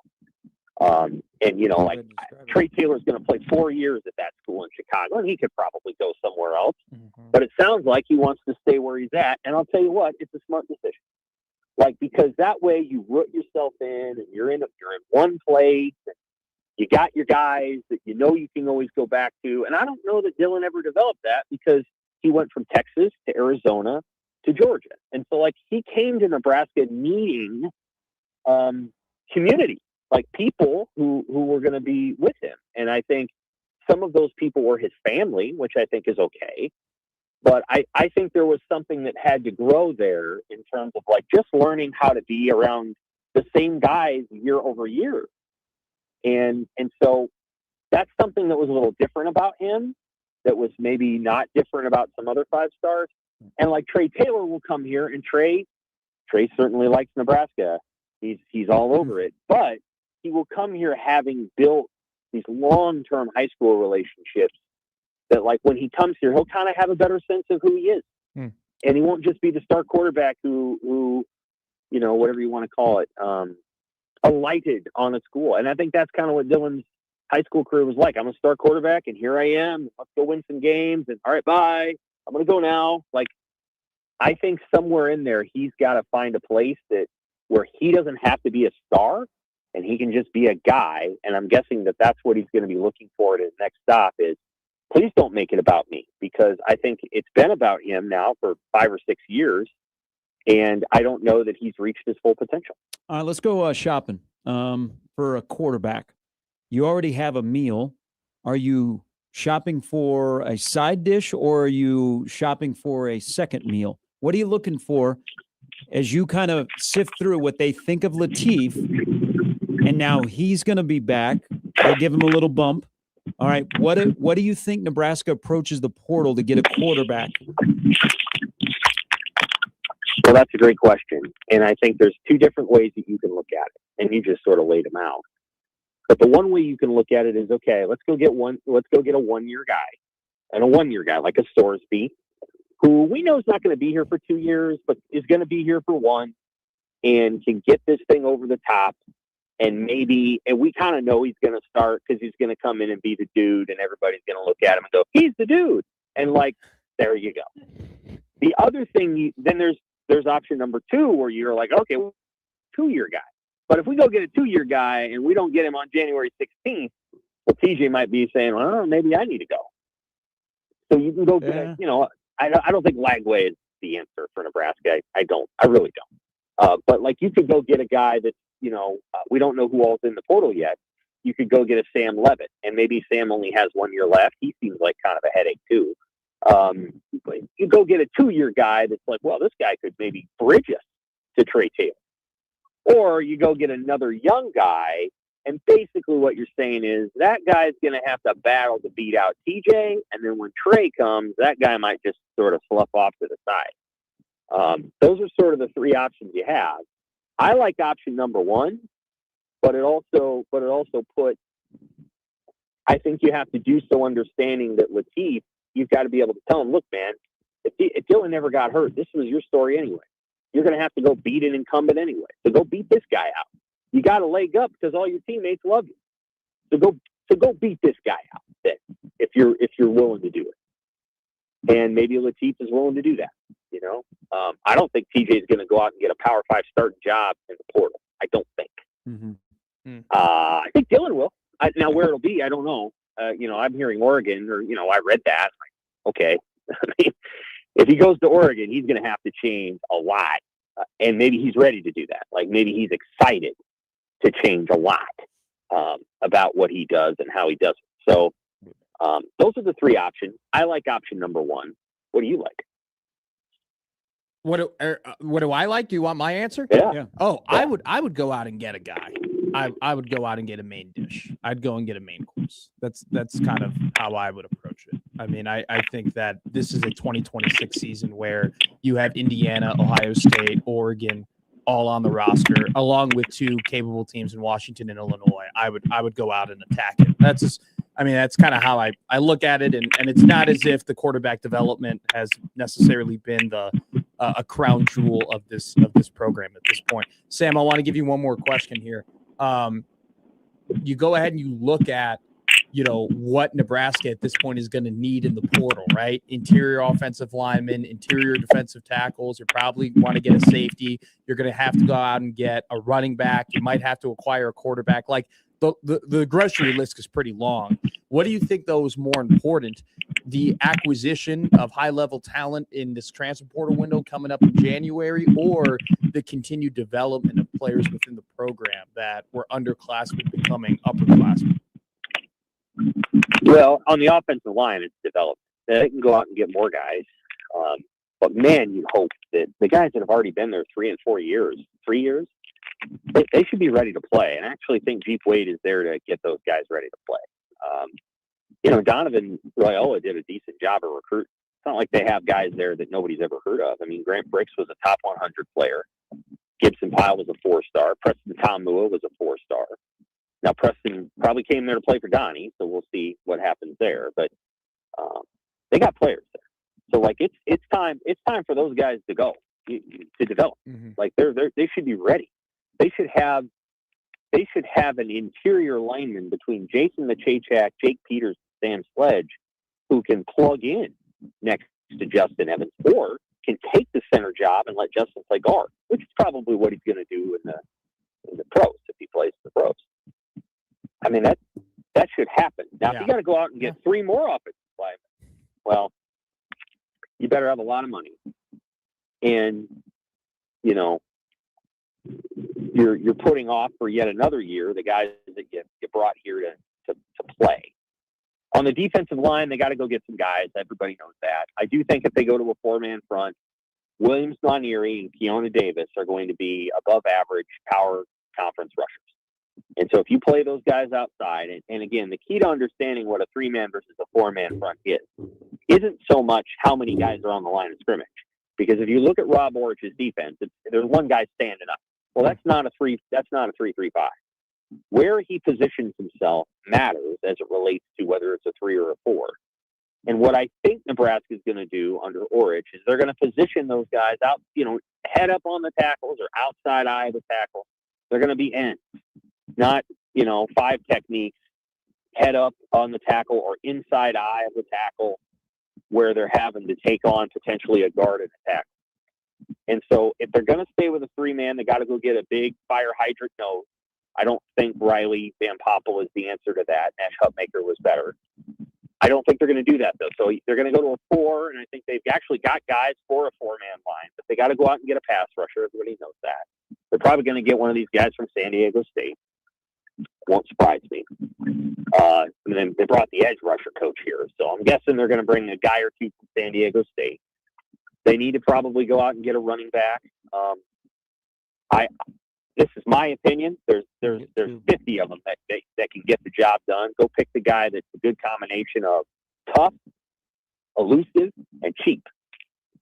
Don't worry about getting the $1 million guy that can break 80-yard runs. You don't need that. You need somebody who's tough, elusive, and that's what Emmett Johnson was. And then, they've got stuff they got to go get. They'll probably go get a couple offensive linemen, but the clock is ticking on when it becomes time for this team to it's got like 10 underclass offensive linemen. Those guys probably should play pretty soon. Yep, I agree. Sam, thank you very much. Lots of stuff going on. Great job by you and your colleagues. Thank you. Take care. That's Sam McEwen of the Omaha World Herald. Keep an eye on Cam Edwards, who E.J. Barthel recruited to UConn as a safety, moved into running back. He's got 1 year of eligibility left. He was a workhorse for Jim Mora this past year. He carried the ball a lot, 1,100 yards, I believe. Nice. 14 touchdowns. So he's someone with a connection. I think Nebraska will go after 2 running backs. I think 2 interior offensive linemen, a tackle. Yeah. They'll always get that wide receiver. They get will. a quarterback. Yep. But remember, you don't have a ton of space. Now we're thinking, are more guys going to be? Sure. No, you're right. I mean, they have a lot of guys coming back. They do. That and the Donald Duck, probably your top two. Top two. All right. When we come back, there will be a change with the head coach of the Omaha men's basketball team as they play tonight. We'll discuss when we come back on 1620 The Zone.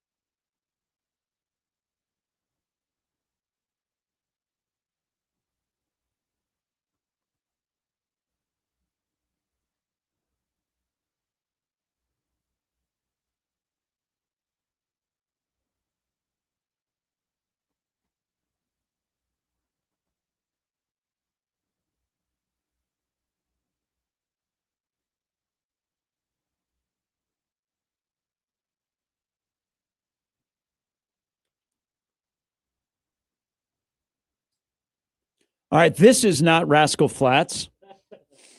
Kind of far removed from U2 and Rascal Flatts. But Rascal Flatts is bringing the Life is a Highway tour to Omaha. Lauren Elena and Chris Lane will be with them at the Chai on the 24th of January on Sportsmanlike Conduct because John Bishop, diehard Rascal Flatts fan. Massive Rascal Flatts. So there's a couple things I've known about Bishop, and I've known Bish for a long time.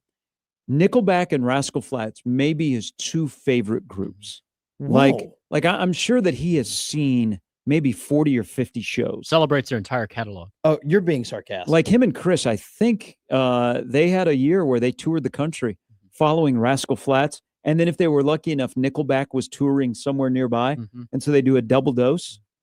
Josh's Ringers is so we were going to give away tickets, but I said, hey, John Bishop is a huge Rascal Flatts fan. Yeah. Let's let Unsportsmanlike Conduct give away tickets. So all week long, you want to get in to see Rascal Flatts at the Chai on the 24th of January, just listen to USC or go to our website, 1620thezone.com. I don't, for whatever go to reason. It during USC. For whatever reason, I thought you were going to say, see Rascal Flatts at the John, on the Bob, at the Terry. No, that'd be wild if they did a concert in that building. I don't think the acoustics would be very good for a concert. I know you're being sarcastic, but for a second, I thought you weren't being sarcastic, and I got. Then you looked up his Facebook page, and you see him. He has pictures of him with Rascal Flatts at the what's the theater downtown?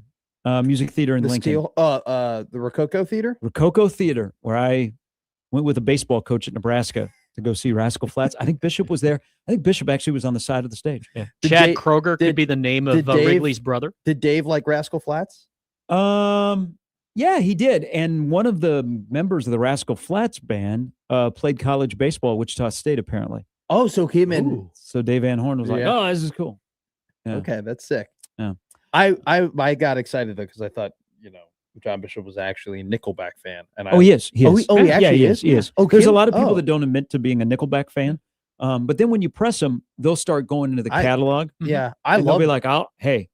Blame Canada, but I stand for Chad Kroger. I don't blame Canada at all. I love Nickelback.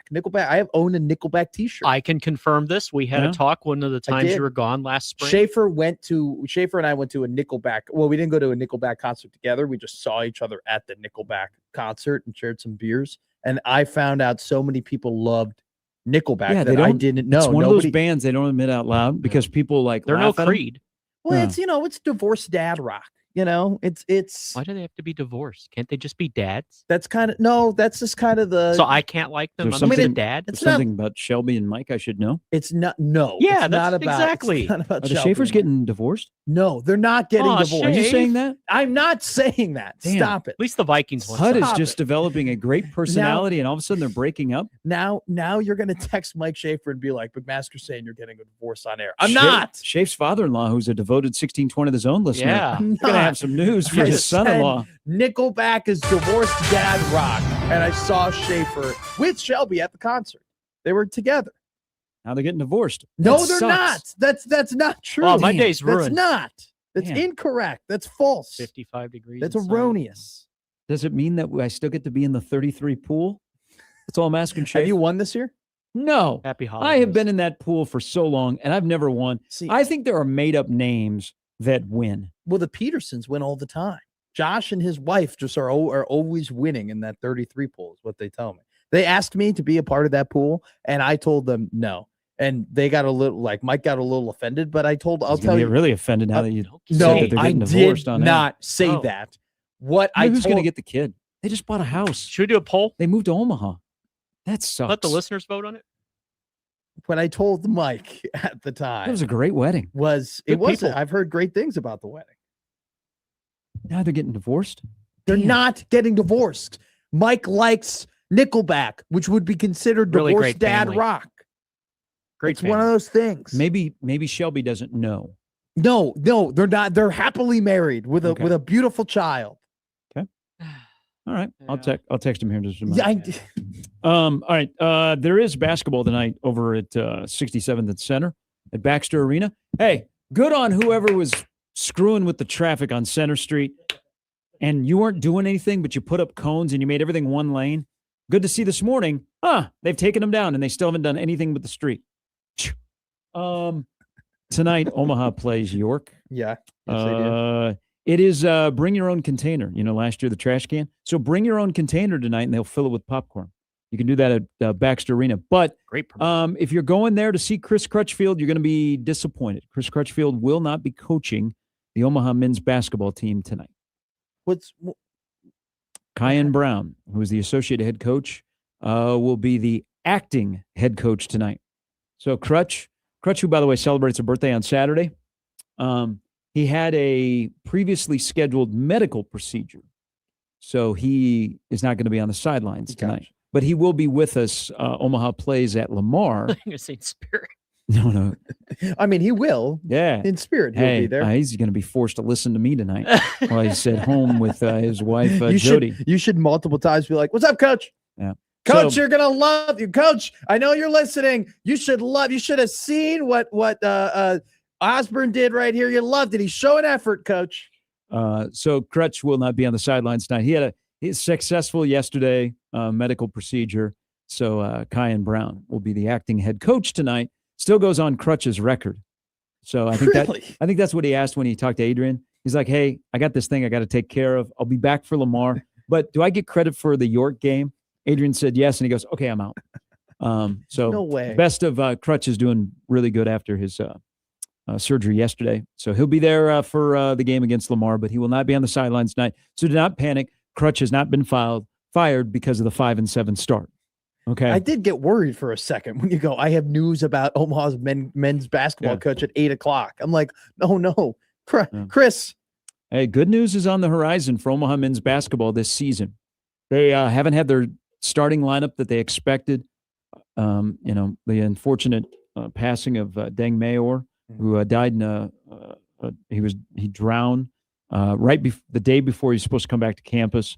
And that's been, players are still going through it. Yeah. It also affects, the roster is kind of limited. There's a major injury with a guy that was going to be a big part in Isaac Anakane.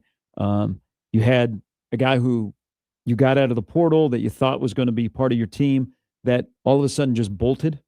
We go on a road trip and they were going to redshirt Robbie Matos, and he just left. He just what? Yeah, packed up his stuff in Omaha and bolted. But tonight is the debut of Paul Jobet. Nice. Who's the transfer from Miami, who is as described by Crutch, a poor man's Markel Sutton. Okay. He's good. Well, poor man's Markel Sutton's a pretty damn Summer League player of the year who's doing really well at LSU. So tonight, Omaha, York over at Baxter 705. Bring your own container. You get as much popcorn, I believe. I don't know what the promo is. Just bring your own container. Jordan, send us a text. What's the promo tonight? Didn't you go last year? Not to bring your own container. Okay, for some reason, No. We were given trash cans.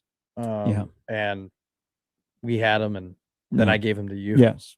So that's tonight. You can hear the game over on. Do you remember what happened though? You go, you can have the popcorn. I'm taking the trash can. I still have the trash can. It's my trash can in my office. I know. Yeah. Wait, is it? But it's got an Omaha logo on it, right? Or is it just? I think I peeled that off. You peel? Why would you? Well, I have a separate trash can to commemorate last season that all the players signed. I was about to say. So I have that. But the trash can that the popcorn came in, I took off the logo and then just used the trash can in my office at home. That is actually like an awesome Sickos memorabilia item. There would be people who love college basketball who, if you put that on eBay, hey, the signed trash can of the 2024 Summit League champions, if that got on like Sickos college basketball Twitter, people would be like, "Oh my God, this is awesome. This is incredible." I think I keep that. That's in the man cave with everything else that I stole from Sioux Falls or Providence. Right next to the signed Babe Ruth jersey. Those are your two. Exactly. Those are your two top items. That and the perfect plate of Yogi Berra.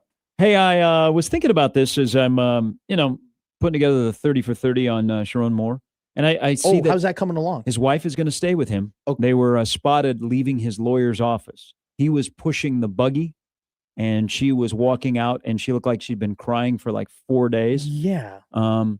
And I think the 30 for 30, actually, you could combine it, what's going on at Michigan, with Ime Udoka, because the situations are very similar.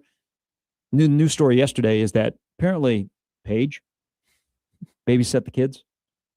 So this is kind of, they seem to have a lot of Like similarities in the past here. or last night, because that adds a layer. Talk about No, Hey, like in the past. talk about touching the money.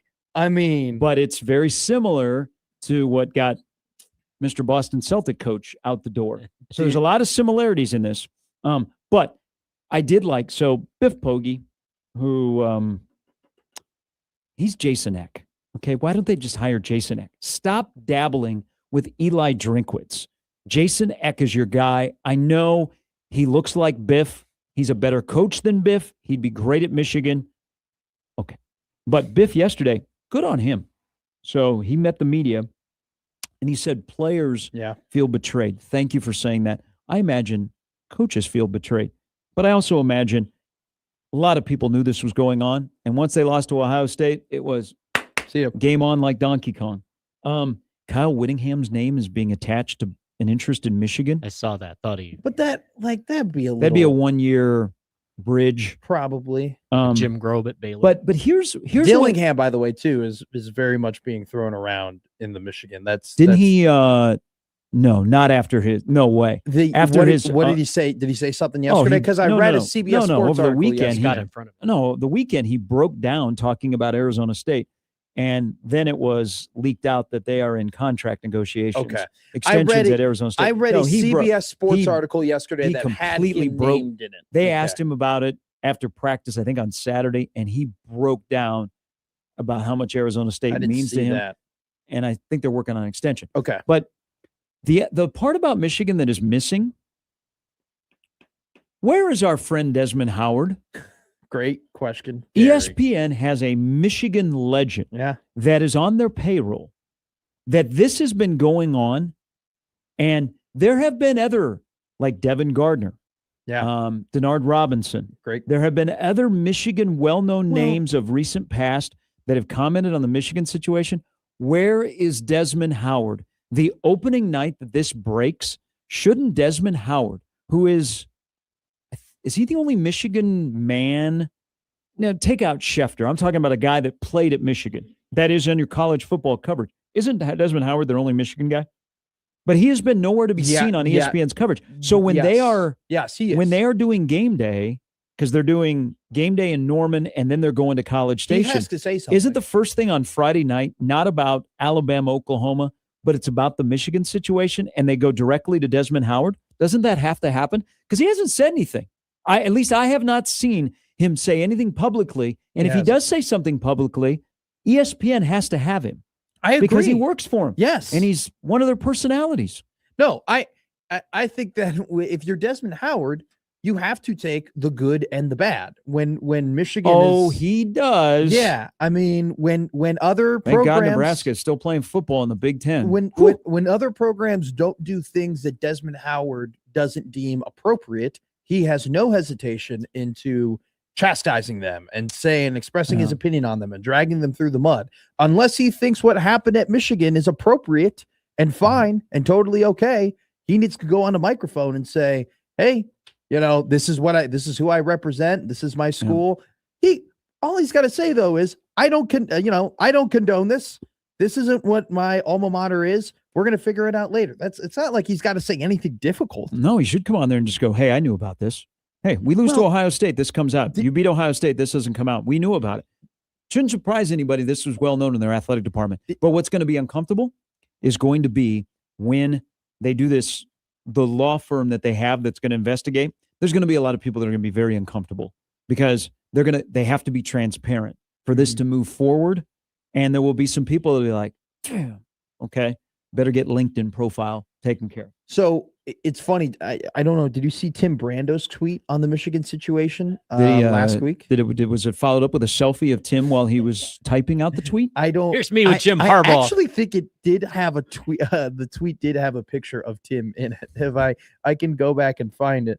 But it was golf swing. It was actually like a very interesting tweet, Gary. It was him saying, "Look, I announced a game out there in September, and I knew about, like, I heard about this situation. Like, I knew that this was going on all the way in September, but I couldn't really say anything because I say something and people will go ahead and be like, oh, that's not true. But then if I don't say anything, it's just like, oh, you knew the entire time and you didn't act on it. And so I thought it was a very interesting like broadcasting perspective tweet of like him just being like, yeah, I knew information. I couldn't really do a whole lot with it. But it just goes to the point. What's the purpose of saying that? I Is this think- the whole Scott Frost media? Make it all no about you. stories. I think he's gone. We spilled the tea. I think the purpose of saying that was to communicate to the public that this had been a thing that had been going on for a while and that people within the program knew about it. And it's not as if this is just a, oh my God, like this happened out of nowhere. Like how, like it's not as if Sharon Moore like pulled the cover over everybody's eyes. I mean, it was very, very well known that he was cheating on his wife. Yeah. And scumbag. He Just don't is. get beat by Ohio State. You beat Ohio State. This still goes on and people are like, and they're like, hey, but he beat Ohio State. Yeah. And they would have been in the playoff. And they would have been in the playoff. They would have been in the playoff. They would have been 10-2. Now they have betrayed people that are going to play in a bowl game that you still don't know who your head coach is. All right. When we come back, so there's the sting factor, like the 2 public entries into the portal. The sting was you didn't even feel it on your skin, really. The sting factor for Dylan goes bzz, bzz, bzz, bzz, bzz, bzz. But there is one individual to blame for this. It's not Matt Rule. How we got to this point. And ironically, there is a specific date that we're 2 days away from, that we're on a trend of things with Nebraska football happen on this date. We'll get into that when we come back. Brian Christopherson joins us at 9 on 1620 The Zone.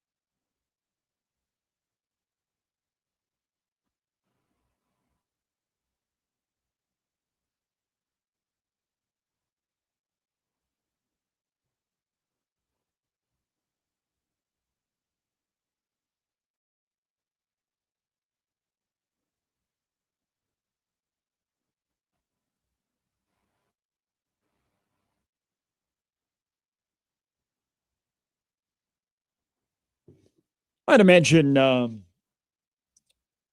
Raiola will be at Mercedes-Benz Stadium tonight. Buford with his brother Dayton playing in a state championship game. Again, I think it's Buford and Carrollton. All I care about is the Red Elephants of Gainesville. We've made it to the Class 5A Georgia State Championship. Shout out to the Red Elephants from Gainesville, chicken capital of the world. Nice. The Red Elephants. That's actually a sick high school. Yeah. football. Yes. I'd wear that hoodie. Dude, Yes. that is dope. Yeah. The Red Elephants. Kind of like that. A little controversy with some suspensions, but we got through that at Gainesville High, and now we are moving forward, and we've made it to the state championship game down in the Dome, as we like to say in Gainesville, Georgia. High school recruiting controversies in the South when it comes to high school football seems like it just happens every other day. Okay? Yeah. There was I there was a fight. There were some suspensions. There was lawyers that were involved. They paused the playoffs. It just seems like anytime I read about Southern high school football, some sort of coach is getting suspended or some sort of player was getting, all of a sudden his mom owned a house, you know, and it's high school football, which, I mean, I'm being hyperbolic there, but you get where I'm playing at. First time I ever saw Deshaun Watson in person was playing for Gainesville High. Did you ever see Lamar Jackson in high school? Yeah. Okay. I knew you did because you were Sick. in that area. Sick. I'm so jealous. And how he got out of South Florida. I mean, Louisville did a great job to get recruiting him. Yeah. Man, the best, this is sad. This is sad. I'm about to say the best high school football player I've ever seen. The two are JJ McCarthy and AJ Henning. And also, if you remember Caleb Brown for Iowa, he was a Ohio State wide receiver. I went to high school during like a great time in Illinois high school football, and I missed everybody who ended up like going to the league or being great or anything like that. Noel Devine and Sammy Watkins. Whoa, Sammy Watkins is a great. Sammy Watkins at South Fort Myers High School, just ridiculous. Jeez, I saw him play. He was right in your backyard. Yeah, so South Fort Myers High School is right across the street from where the Minnesota Twins spring training facility is. John goes into chat. He goes, "What about Carnell Tate, man? Carnell Tate played at Marist the 1 year Notre Dame didn't play Marist, and so I didn't see Carnell play, which sucks." And then he went to IMG. So now with the news that got out yesterday, maybe we'll eventually find who leaked it to Pete Thamel. I think there was supposed to be a big Instagram, like DJ Legway did that, his little post. Yeah. There's supposed to be something big. It got out there before maybe Dylan was ready, even though this was inevitable. So we did not have the post ready to say thanks to everybody in GBR Nation. So still no acknowledgement because the God's story, I guess, do you quote tweet an Instagram story? No, you just repost. Okay. So that got deleted. Maybe he's waiting for the 18th of December. I went back and looked at this. Yeah, there it is. If you want to blame how we got to this point, blame Jeff Sims. December 18th, 2022, Jeff Sims commits to Nebraska. Good way. December 18th, 2023, Dylan Raiola commits to Nebraska. December 18th, 2024, nothing. It's now December 16th, 2025, so we're waiting for 2 days so we can keep this going. But a little bit tongue-in-cheek here. You can blame Jeff Sims. Oh, yeah. For a couple of things. In a way. So, Nebraska fan mightily on Jeff Sims. Thought they could fix him. They were convinced. Did not happen. They were convinced they could fix him. So not all the blame on Jeff Sims, because if Jeff Sims was better, maybe you don't ever get the Dylan experience. He stays at Georgia. So you know that you have to move on from Jeff Sims, and you were already looking, and Jeff Sims really didn't finish the year as your starter. It was Harvard. But let's blame Jeff Sims because he's not here. I like doing that. What if Jeff Sims was just good enough in 23 to be the starter for 24, but the family realized, okay, we could go there and we're going to beat out the starter. But the starter in Jeff Sims in 2024 is good enough that Dylan gets to redshirt. So he gets to spend his first year in college growing up, not in the spotlight, and then he is unleashed. I know guys want to play right away, but in terms of the maturity, Sure. could have he But then also benefited from a year Yeah. where he was not the guy, or was that not even remotely possible in this plan Sure. to get him to the NFL? So you're spot on in terms of the X's and O's perspective, but let's also take the off the field perspective as well, right? Jeff Sims being terrible made Nebraska incredibly desperate for Dylan and to please Dylan and to do what, Dylan, whatever Dylan wanted. If Nebraska has Jeff Sims playing good football, and like you mentioned, playing in 2024, you don't have to really give in to all of those things, and you can treat Dylan more of like just a regular quarterback, right? And it not necessarily the whole mini Mahomes and the brand thing and hey, we're going to give you a veteran guy who's played a lot of college football. He's going to play. You're going to be under him. He's going to show you the ropes, right? You're going to be honestly, I think Dylan would have benefited greatly having like a role model or like somebody to look up to or somebody to study under when he got to Nebraska. So if he were to be given that, I think the story definitely could have been different for Dylan, not just from hey, he gets to mature and he gets to see the game from the field and not thrown into the fire, but also just from a kind of off the field, perspective as well. I think would have been a great benefit to him because let's be real here too. And I want to give Dylan a little bit of credit in this regard. He chose to come to Nebraska. He chose that, hey, this is the path I wanted. I want to be the guy. I want to play right away. I want to be the savior, all that stuff. But that's not an easy situation to put yourself in, to go into a program that hadn't won in forever, to be surrounded by a lot of guys on the other side of the ball who had played a ton of college football, who maybe at times looked at you and been like, what do you mean this freshman, this 18-year-old is just going to walk in here and save this? We've been trying for years, right? I think as a young kid, he was put into not the easiest situation. And I think from just a locker room perspective, did a good job. And did a good job trying to represent the University of Nebraska. It did not work out for a lot of the reasons that we've kind of painted out, but it's not as if he walked into like the best situation you could possibly walk into as a 5-star. And so I give him credit for handling that. And I give him credit for thinking he can handle it, choosing it. Now, there are other things that could have been done to make this process a lot better than what it ended up being. It has to turn into a learning lesson. Exactly. Here is Tim on the Prairie Flower Casino Zone hotline. Good morning, Tim. Morning, Gary. Hey, what do you think Holverson wants? Because he's the kid in the candy store now. He could pick out his quarterback. He could pick out his running back. He could pick his wide receivers. I mean, this is Christmas early for him. He can get whoever he wants for his system and go to town. Yeah. I mean, look at the offensive line coach, where he's coming from, Tim. That style that they ran at Georgia Tech. It wasn't all power run game with Haynes King. They threw the ball as much as Nebraska did. Yeah. So it gives you the option of being able to stress the defense with both your arms and your legs from the quarterback position. So I think I hope they spend a lot of money and get somebody that could run this thing. Okay, let me ask you this. So do you think that guy is on campus right now? The quarterback? Yeah. Maybe eventually, but I think we need somebody now to, because Rule, he'll be on his third year, correct? This will be his fourth year. Fourth year, excuse me. Yeah, it's go time.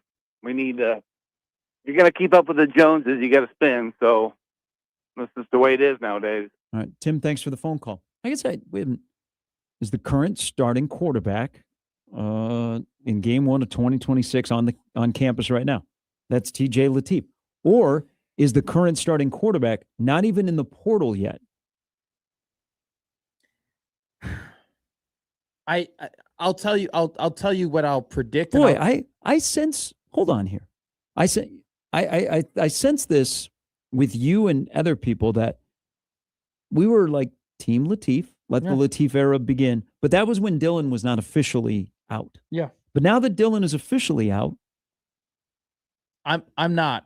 I would so if I were predicting, right? If I probably would be more willing to predict that the starting quarterback is on campus. I would probably be more willing to predict that TJ Lateef will be the starting quarterback next year. But if I were Matt Rule, if you told me, Matt, you get to decide what you want to do, I would go out and I would get a high level, a main dish, as you described it, a tier 1 transfer quarterback for a couple of reasons. I think the number one reason is you play a really tough schedule in a very important tier, in a kind of the seesaw is going to break one way or the other, and you need to be successful this season, and you need to show not only just the fans and the 2027 recruiting class you've made a lot of progress, but you need to show yourself and your team and your program that you've made a lot of progress and you're heading in the right direction. And the second reason is in the short history of Matt Rule being the head coach at Nebraska, they have not shown the ability to develop quarterbacks at a high level. Jeff Sims was a guy, like you mentioned, thought they could fix. They couldn't fix him. Dylan Raiola was a 5-star quarterback. He did not develop in the way that you thought he could.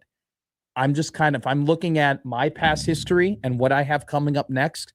I need to walk into the first game of the season knowing I have a dude at quarterback, knowing I have a guy that has a lot of experience, that has played at a high level, that has played at a high level, and can go ahead and handle the pressure of being a starting quarterback at the P4 level. That's how I view it. I need that guy, okay? Because this season is too consequential for me to roll the dice and cross my fingers and hope that TJ Lateef takes these massive steps toward becoming a high-level Big Ten quarterback. To me, if I was Matt Rule, I'd say, you know what? I need to trust that position. I need somebody that's played a lot of football. I need somebody who I know can go out and perform and beat Power 4 teams. I'm going to spend money. I'm going to go out and get that guy. And I know that there would be a whole discussion of loyalty and what the plan is and TJ Lateef and all that stuff. But I think the message I would send to anybody is like, look, I get it. Maybe it's not the best look optically, but we need to win football games. And I need to make the decisions that are going to help Nebraska win the most football games. And so that's how I view it. I would go out and get a main dish guy. We know they like Lateef's arms and legs. Yeah. And they like the extra factor of he's got some swag to him, like real swag that guys on the offense have been attracted to in a short amount of time. There is the great unknown about Lateef, but I mean, if you go with that approach, and they're going to have to get somebody, period. Okay, whether they're better than Lateef, the same as Lateef in terms of experience. Lateef, when it's all said and done, will have four games as a starter. Yes, when you close the book on this season. I don't know. You can't. This is how you handle this, because I think players want to move forward quickly, and just the reaction of players with Lateef, I think they feel like he is the guy, but they're not the guys that are going to get fired. Sure, if it doesn't work out. And you have to measure. I love that you bring that up. You have to measure that as a head coach. You have to understand the temperature of your room. And I'm not saying I'm a TJ Lateef tracker. I think TJ detractor. Like, I think TJ Lateef is very talented, and I think there is a world for sure where he takes the strides and he becomes a very good quarterback. He's a 4-star caliber guy from California for a reason. I'm just kind of looking at it as you need to win now. And man, if you go like next season already is going to be difficult with the teams that you play and already some of the holes you have on the roster that you have to fill. If you walk in there and you're playing with kind of the risk that TJ doesn't develop the way that you have, man, it's going to be ugly. It'll get ugly against Oregon. It's going to get ugly against. I mean, Ohio they're going to get another quarterback, period. Yeah. Oh, But So you don't think though? But okay. So I'm trying to. Lateef is not the guy in your world. He is not the guy for 2026. No. Okay, so he won't be the guy at all in your program. You don't think he can play 2027 and have? Well, I think if you're going to get a portal quarterback, he's going to be a guy with multiple years. If you're going on your premise, so you're going to get a guy that's your 26, 27, and you feel like your future shows up in 27, not ready to play right away, not put him in that position, but he's then the guy. I mean, I don't know if it necessarily has to be that way, but if you were telling me, hey, you get two more years of a proven guy who's played Power 4 football, who you know what you're getting, and that guy can, and if he's getting 2 years, by the way, that's a guy who could get better too, right? So would I rather have that proven guy with 2 more years left as opposed to having Latif? If you're telling me one or the other, I would take the former. All right, here is Mike. Good morning, Mike. Good morning. How are you guys? Good. How are you, Mike? Hey, I'm all right. I think Latif's getting a raw deal from a lot of people around here.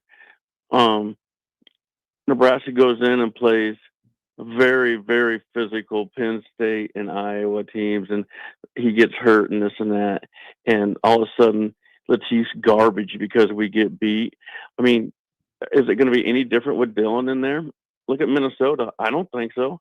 The problem is not. I mean, yes, the quarterbacks are very important, absolutely, but I think Latif will be fine with some experience. You know, those 3 games early.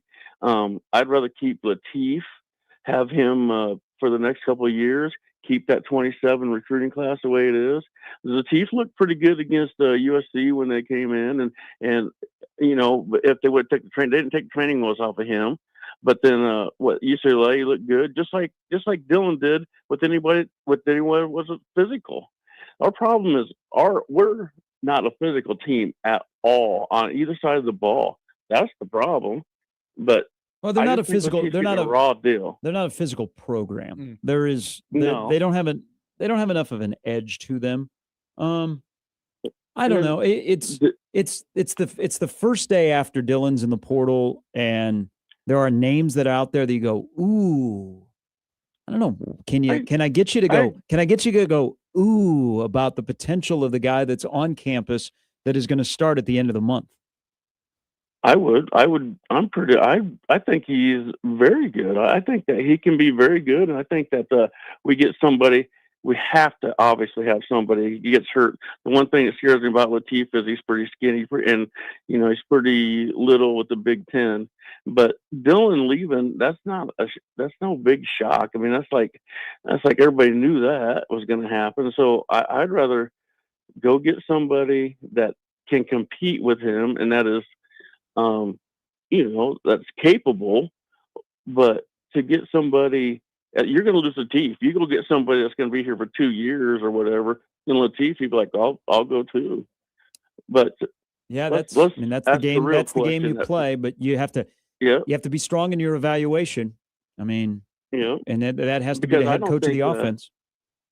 Yep. I don't think next year's schedule, to me, if we get 7 wins next year and we're more physical and we show improvement on the offensive line and the defensive line, the things are coming with that schedule, I think Nebraska fans aren't dumb enough to know like which direction we're going.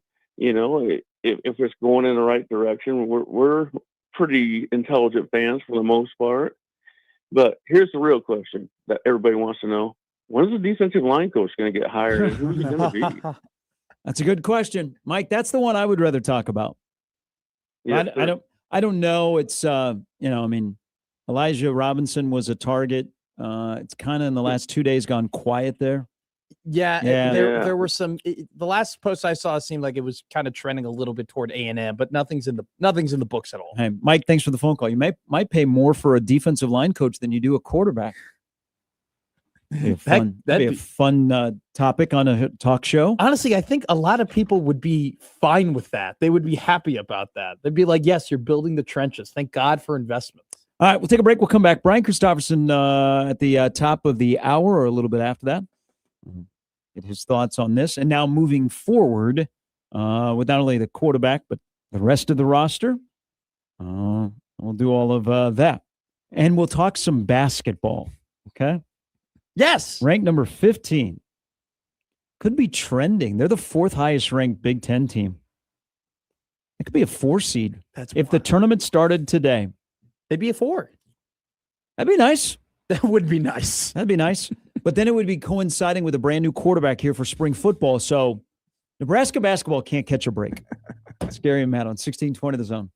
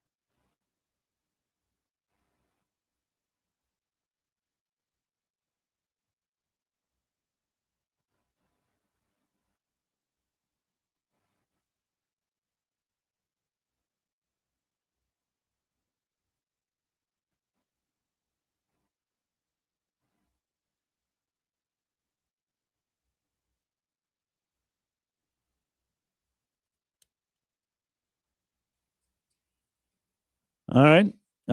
Do not let the news of yesterday and this morning distract you from the fact that Nebraska's long snapper is trying to get a 5th year, which would be vitally important to the success of the 2026 season. Wait, you joke. I actually think that. Kevin Gallick did we have one bad snap this year? We didn't.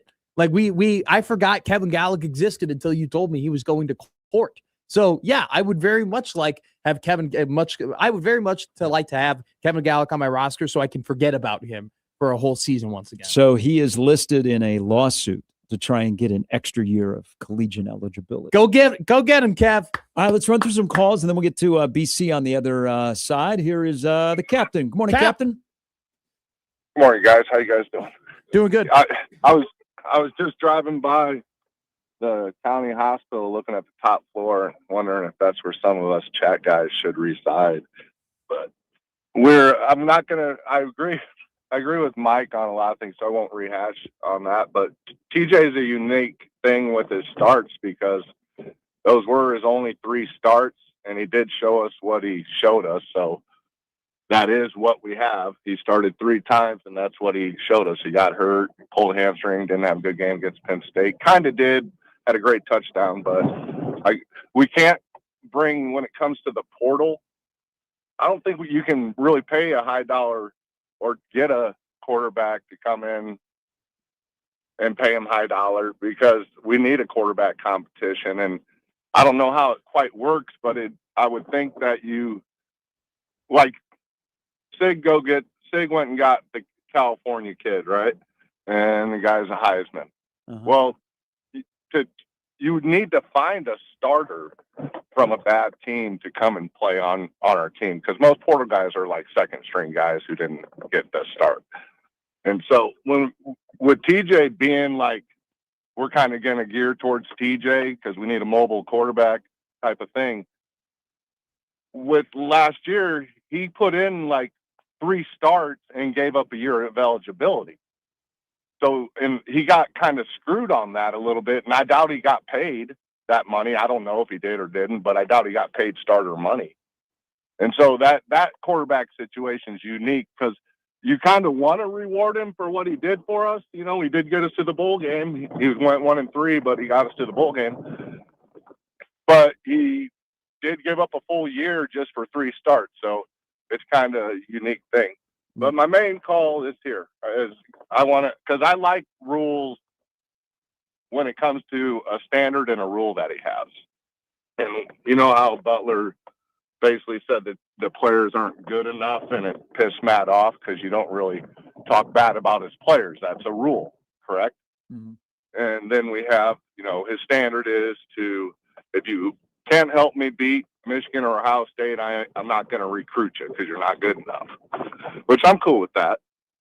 But we need to hold Matt to that. And so Matt, our in-state kids, Matt Rule, our in-state kids are our players. So when you say, hey, you ain't good enough to help me beat Ohio State or Michigan, so I'm not recruiting you, that doesn't sit well with me. And these are your rules and your standards. And you know what? Our standard is if you aren't going to help our Nebraska team beat Ohio State or Michigan, then we don't want you. And those are your standards, Matt Rule. And so has he done either of those? No. How many times will he do those? Don't know. But I think Matt needs to be held up to his own rules and standards and quit pushing them on us and our kids because he isn't holding up to them. All right. Captain, thanks for the phone call. Let's sneak in one more. We'll react to some of the stuff that he said in the next hour. Here is James. James, good morning. James is gone. All right, we'll get to Brian Christopherson here. We will chat about a lot of the stuff that's gone on today. So I present this with Latif, and he pulled a hammy against Iowa. Probably shouldn't have continued to play, but they felt like one leg was better than 2 guys that were on the bench. Yeah, clearly. Have we already made up our mind on Latif? No, I 3 games. Now, there's there's also part of the whole plan here and how this all got changed on a Saturday night in Lincoln. Yeah. Is if there is no injury the plan for Latif is exactly the same. He's going to redshirt. He knows that Dylan has got at least another year of eligibility. Yeah. He came here knowing that. Yeah. All of a sudden, things changed. Yeah. On a November 1st. It did. And you adjust on the fly. I said this at the time as we worked through UCLA and Penn State and not necessarily Iowa, because once he pulled a hamstring, he was not that effective. Sure. Is there is enough to see there that you think you have what you were getting when he committed? Yes. You just don't know enough. But what does he look like when he spends more time with guys that he's going to play with? Because he wasn't running with the number one unit. Okay. He was not in the month of October. Yeah. And all of a sudden he is. And those guys are not super familiar with his game. He's not super familiar with their timing. And so how does that look? But then it became such a choppy month of November. That's why the 15 practices with a new offensive line coach and Holgerson, who probably will tinker with the offense, and we'll find out today because Holgerson speaks. What does it look like against Utah? Is that a bet? Sure. Is that the first time that then we can make, okay, that's what Nebraska is either getting or not getting with TJ Latif on New Year's Eve? It's always come down to, Gary, you hired Matt Rule, not because he was walking into a program that had all these resources and had all of the recent history and everything like that. You hired Matt Rule because he could do something at a high level that could negate the failures that Nebraska has had at the past. And the things that we think he can do at a high level are evaluate and develop. This is the moment where you got to earn that paycheck. This is the moment where you got to prove, hey, this is why we hired you. Because you're right. These next 15 practices, you got to develop him, you got to evaluate him, and then you got to make decisions. And then when you make that decision, and then now falls back into, okay, we might have to evaluate and develop somebody else if that's what it comes down to. But you paid Matt Rule back in 2023, and you paid him this contract extension for these next 3 weeks. What if Davila doesn't stay? I don't know. And I got no clue. I have no clue what the point of his presence was, because apparently a one hamstring TJ Latif was better than anything that guy could provide. What if he goes into the portal? You have 1/4 scholarship quarterback. Jeez. Got to get 4 quarterbacks in the portal. All right, come on down. BC's coming up next on 1620 The Zone.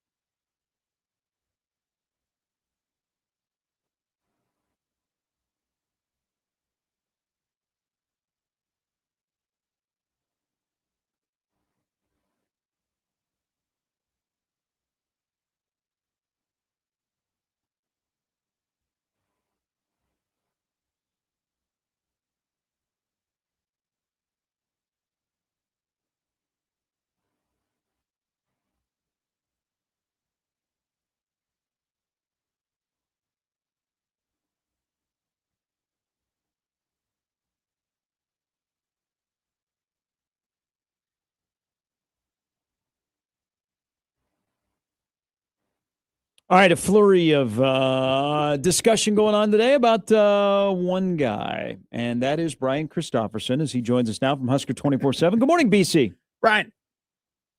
Hey, guys. How are you doing? Good. How are you doing? Not bad. Okay, cool. Can we talk? Can we start with men's basketball first? Yeah. Let's throw me a curveball. I'm ready for it. So I have to tie this into football and the news of the last 16 to 24 hours. So there's a thing that is out there that is what the dark triad is. You have the Frost, you have the Raiola, you have the Alberts. Okay. All right. 3 individuals who are important in Nebraska football, but now they're dead to us. But I want to bring in Trev because he was here this weekend. How much has Fred Hoiberg benefited from either the attention that football was drawing to get that fixed when Trev was here as the AD, or Trev saying to Fred, I'm going to be patient, I'm going to let you do your thing, that has flipped this in really the last 3.5 years to get to the point that we're a third of the way through the college basketball season, and Nebraska is number 15 in the country? That's a good balanced point by you, because we are supposed to just like you're dead to me to anybody like Trev Alberts after they leave, especially after what happened this weekend with volleyball. But in that case, yeah, you have to give respect to the person in that chair for seeing, hey, I think I have a really good basketball coach. There's just some things that he knows need tweaked. I know need tweaked. Let's talk this out and maybe change lanes here, because he still has the mind and the offensive acumen that led him to, Sweet 16s at Iowa State, and frankly, if someone doesn't get hurt, probably a Final Four that year. And I think there was always just that understanding, like, I've got a really good basketball coach. We're just not quite on the right path or direction with how to configure this roster or do things in this moment, but I believe they can tweak it. And when that happens, he's got that background and that coaching ability to get it done. And so, yeah, I do think there's some credit to that. And I always tell people that about Fred Hoiberg. Even before this year, you'd get people like on our board or something, or like fire Fred type stuff. Yeah. And I'm like, look back when they hit reset on this thing, and just I know that's hard to do. You say, I can't wash away the first 3 years or whatever, but you can. You could say, hey, they recalibrated and figured out what they needed to do with their roster and the way they wanted to play and who they wanted to recruit and how to connect the team together. And since they've done that, Nebraska basketball, especially in this NIL era, and maybe with some disadvantages to them, has rolled along at a pace that is very commendable even before this 11-0 start. So I've always been one to say, hey, you got to go back to that reset moment and kind of take it from there. It's fascinating, Brian, because I was a student at the time when I went to my first Nebraska basketball game, and there was a guy on the roster, and he was 5'9", and he wasn't that tall, he wasn't that big, and you're like, I wonder who that guy's related to. And then you go on the roster and you look down and go, oh, okay, I get it. That's Fred's kid. That's Sam, right? Okay.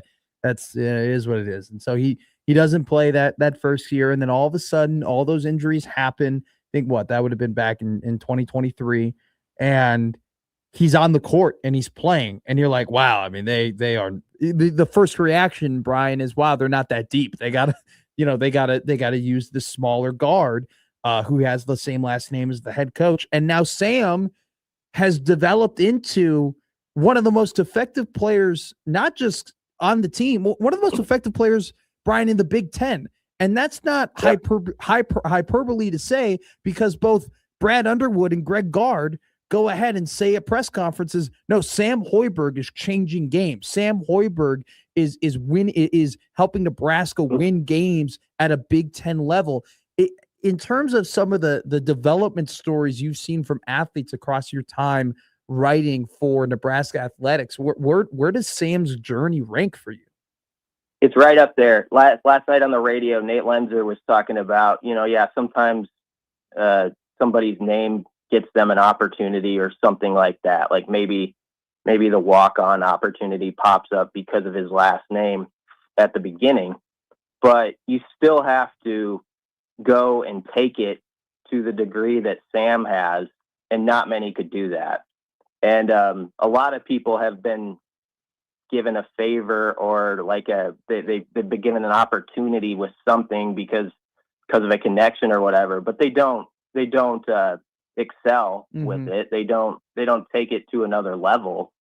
And I just thought that was interesting because Sam, a few years ago, you think of his last name. Actually, do you remember his first game when he popped in when they were having the injuries and he went off shooting the ball? Like it was in that January. Maryland, stretch. right? Wasn't it at Maryland? Yeah. Yeah. Yeah, he goes off and he hits a few threes. I think he scores 10 or 12, something like that. Had a really nice game shooting it, and people are like, wow, that's interesting. Thought it was kind of just a one-time story.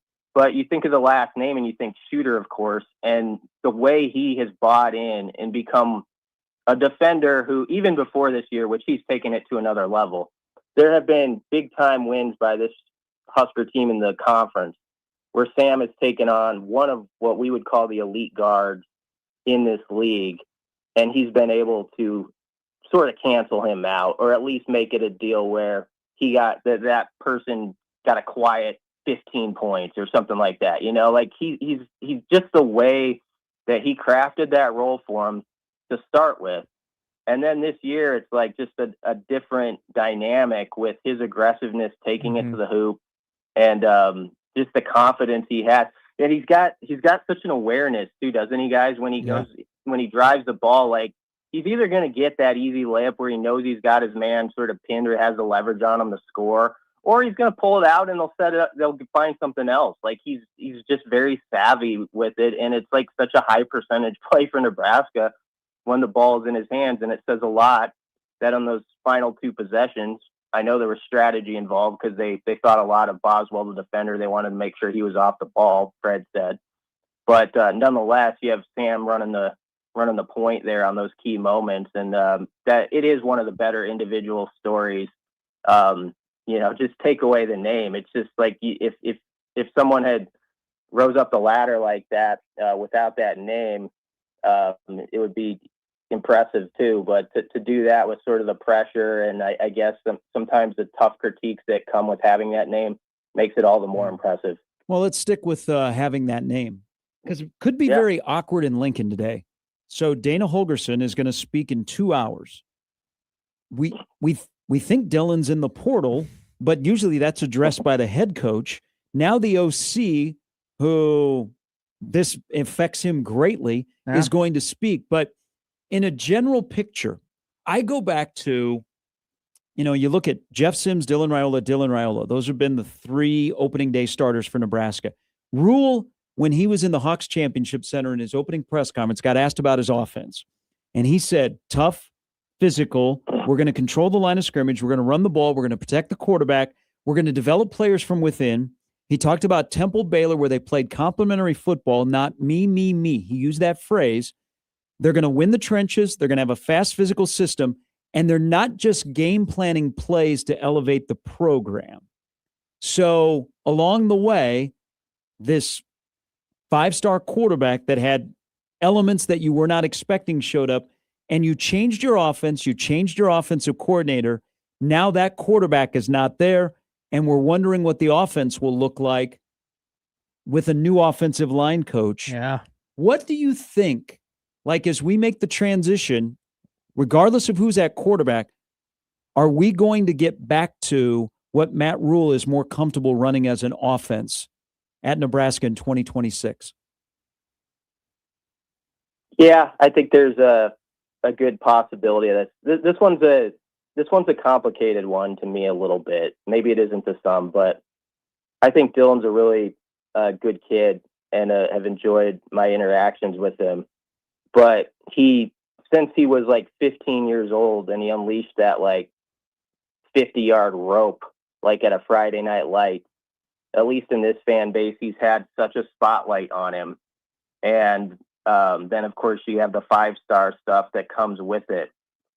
And I don't know if this is fair, but it came to my mind the other day. You remember when Rule was hiring Eckler, and he actually told a story. It's kind of humorous how like he was like, I almost didn't want to go that route because I don't want like celebrity coaches, right? Like, yeah. So, and you get the point he's making. It's like Eck sort of has that fanfare with Nebraska already, and sometimes there's just this extra stuff that's always piled on your program that comes with it. It's not Eckler's fault. It's just the way it is, and in some ways that goes with Raiola too. But I sometimes thought of that with Nebraska's quarterback situation. Like it was always sort of like, what did Dylan do? You know, and like when the TV broadcasts come in, it's the Dylan graphic, and what, you know, it's all sort of centered around that.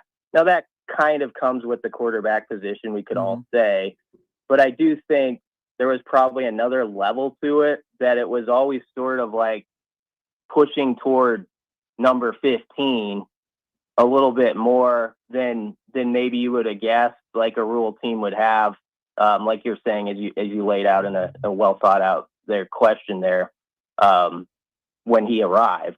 And so I'm not going to just sit here and say, this is better for everybody. I mean, I do think it's possible that it can be.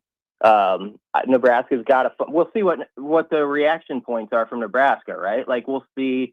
Like this is a fascinating chain of events now. Like, what do you shoot big in the portal for the next QB? You know, for a QB here in a few weeks, or do you kind of go along and play maybe a little money ball and believe in TJ Lateef? I mean, there's all these interesting discussions we're going to work to, but so often, as we found out around here, you know, when someone has the name and there's the legacy part to the program, there is sort of that extra whatever that comes with it that I actually think adds a layer of difficulty to the whole process sometimes. And that doesn't always mean someone's at fault, but it's just the way it is. And I felt like sometimes that was like Nebraska football has been more about the guy from at least national perspective and how they would weigh in on the Huskers than the team itself. So, you know, I think we've all had opinions on what Nebraska needs to go out and get in the transfer portal. But has anything that has occurred over the last couple of weeks, Dylan entering the transfer portal, Jeep Wade becoming the offensive line coach, the D-line coach still yet to be hired, has any of those things, and now Nebraska seemingly might need a quarterback too, have any of those things change your opinion on what is the most important thing to acquire in the portal? I mean, I still think it's like you got to get this thing right in the trenches, guys. They got to like build it from the inside out. And I understand you can't be where you take 2 steps down the ladder at quarterback. Like it can't be that type of situation. So you got to manage that well, and that's where it's going to be so fascinating. But it does open up interesting scenarios with how they're going to use the money, which they feel like they can be really competitive with. And you build that thing on your O-line, your D-line.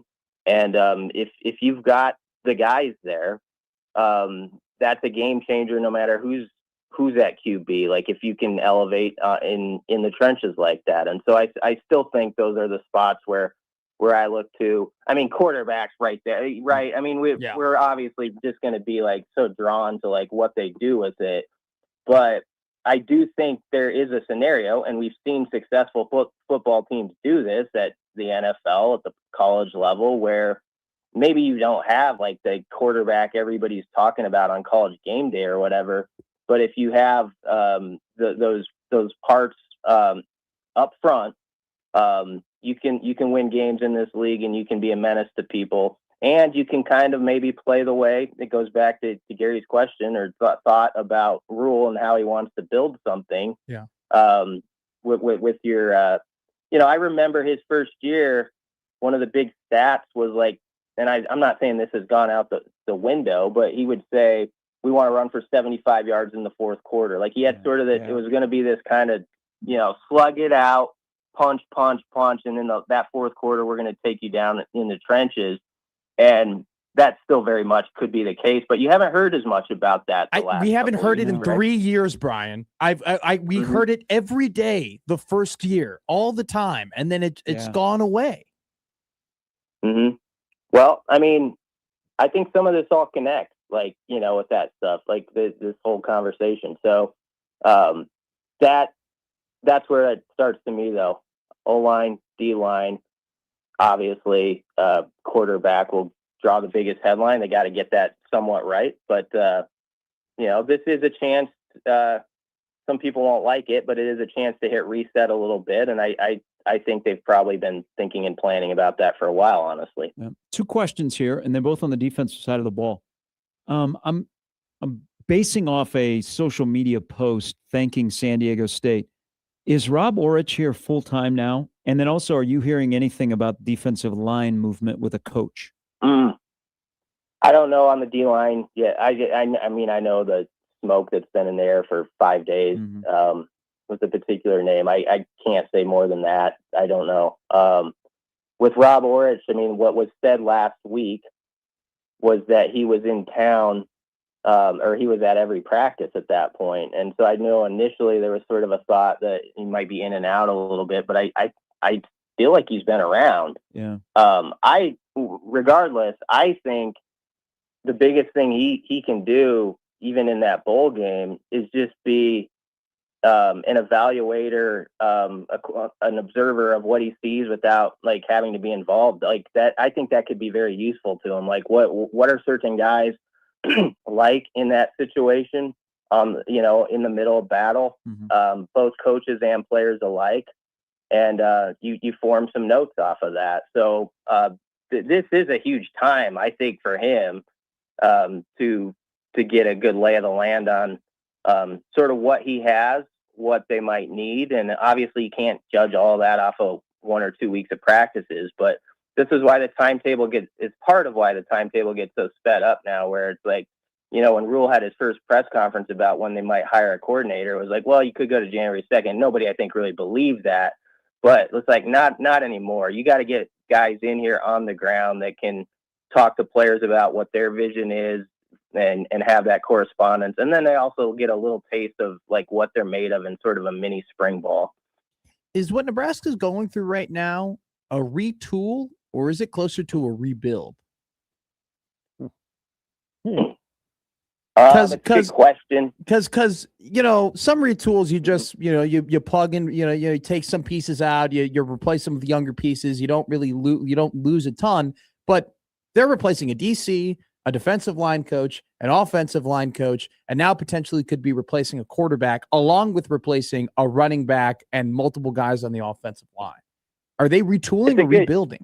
Yeah, it's you could go back and forth. I would shade it toward retooling, and I would only say that because there are still a lot of guys.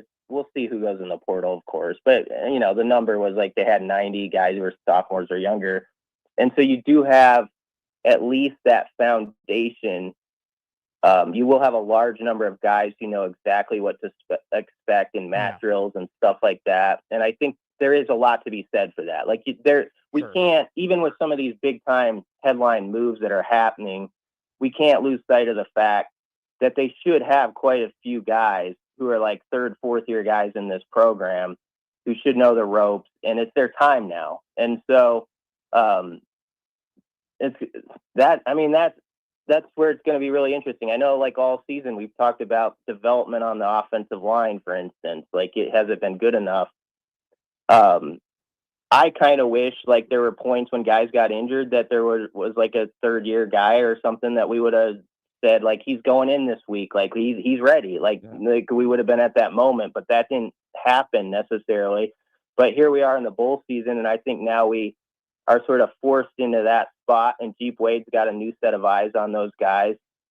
And that's going to just be really interesting to me, like in that group of like 6 to 8 O linemen who we thought were decent recruits, dude. They just kind of been in the shadows, and I know they've been working on their craft, but it's time now, guys. And so back to your point, though, those guys have been around, and they at least know sort of what to expect. So I guess I'd say retool. But your question, the fact that you're asking it, makes the point in of itself, kind of. Yeah, BC, great stuff. I enjoyed your reactionary column to the news yesterday, and look forward to more stuff on 24/7. Thank you.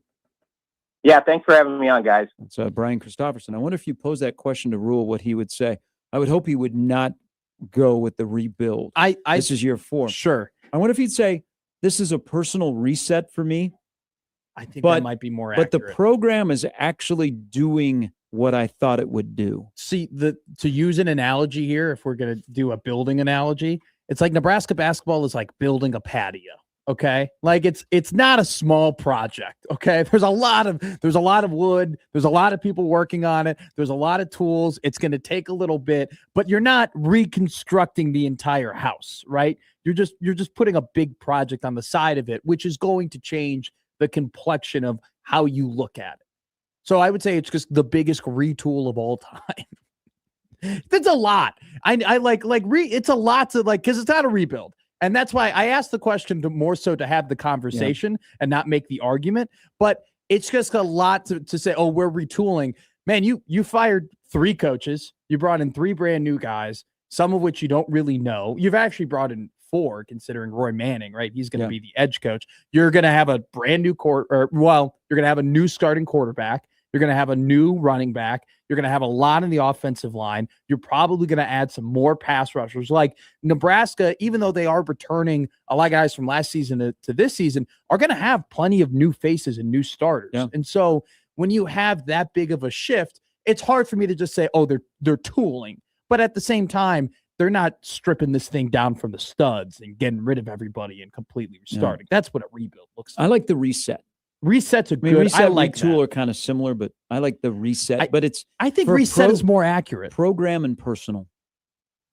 I have a question for you. I have a question for you in the next segment, and it's a culmination of a lot of the things that you've been talking about, and I think I've kind of pieced it together. As they with have my to win thoughts, in 26. Well, that obviously, but it's like it's pieced together of my thoughts on the situation and your thoughts on the situation, and honestly, a culmination of what Matt Rule has said for the last 3 years. Shockwaves are through the program. No, they're just building a patio.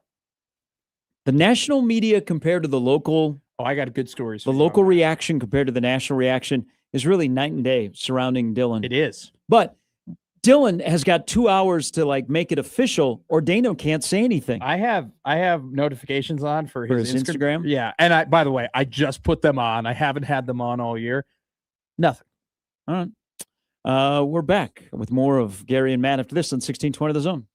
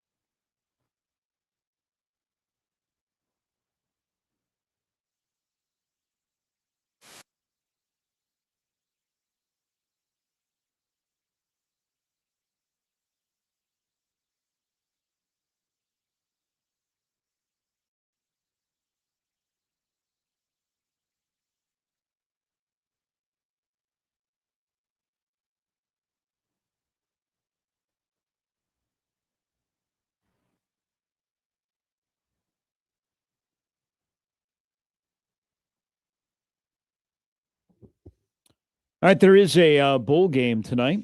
It is the Salute to Veterans Bowl in Montgomery, Alabama. Troy and Jacksonville State. Troy is a 2-point favorite.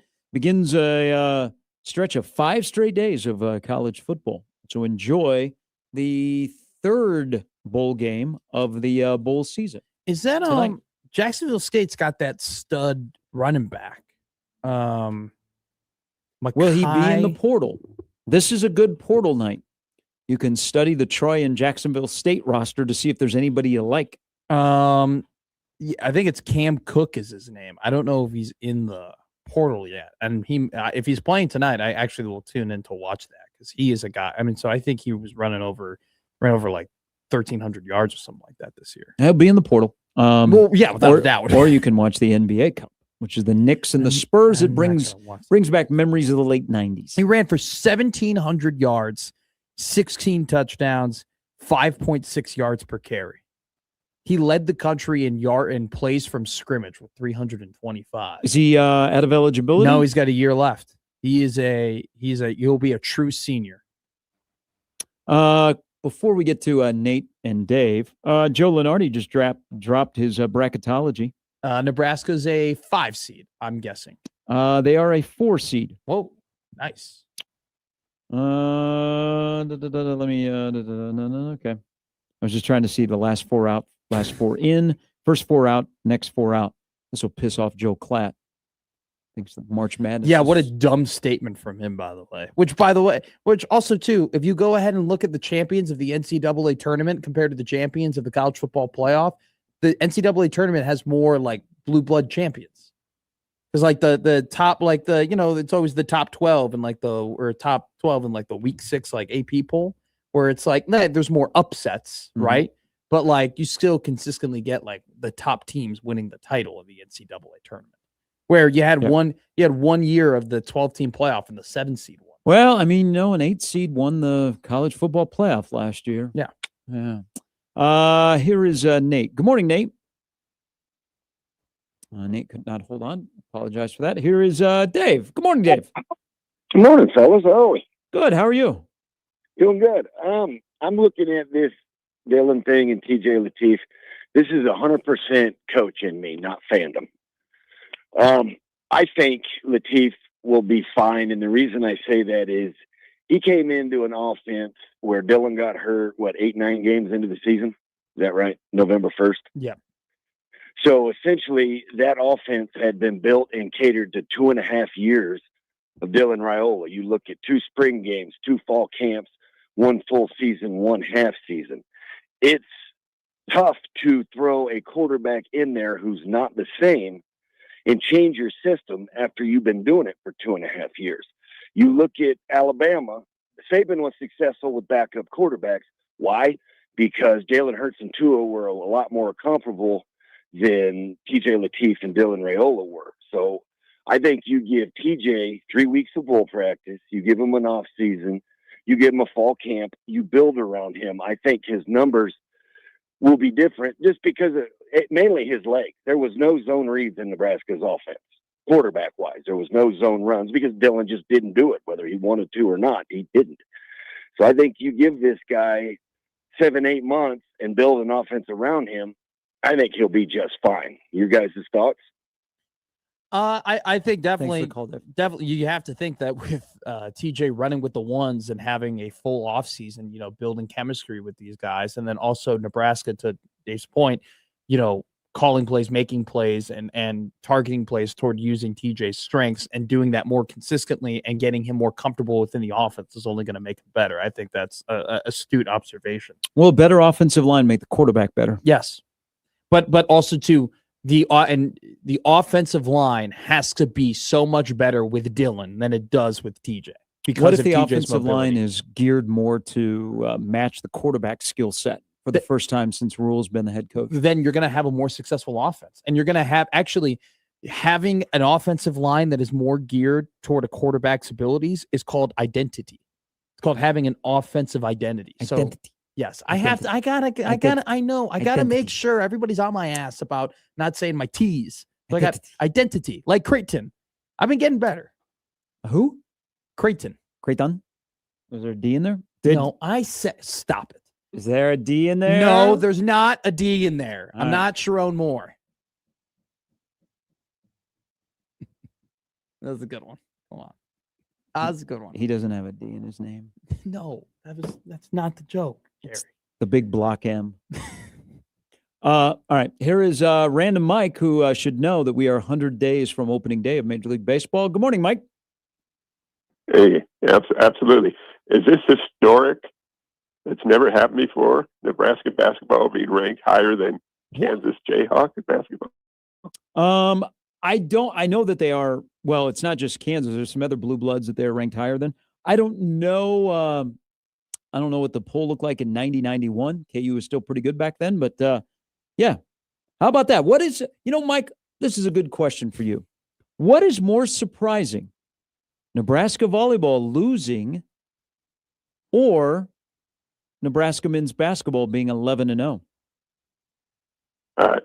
Definitely men's basketball. But look, what was the deal with Andy Jackson? Was she hurt or sick also? She was not playing very well. Texas A&M had figured her out, and it's not like she was playing bad and they benched her. They put her back in, and she wasn't playing bad. She wasn't playing well, so they pulled her. Then they put her back in, still wasn't playing well, and then it was third time is not going to happen. Third time onto the bench. I know she may have. They had their by the way, could be player of the year in volleyball. Their setter was battling the flu. She may have been under the weather as well. She just wasn't very good, Mike. She picked the wrong day to have a bad day, and Texas A&M figured her out.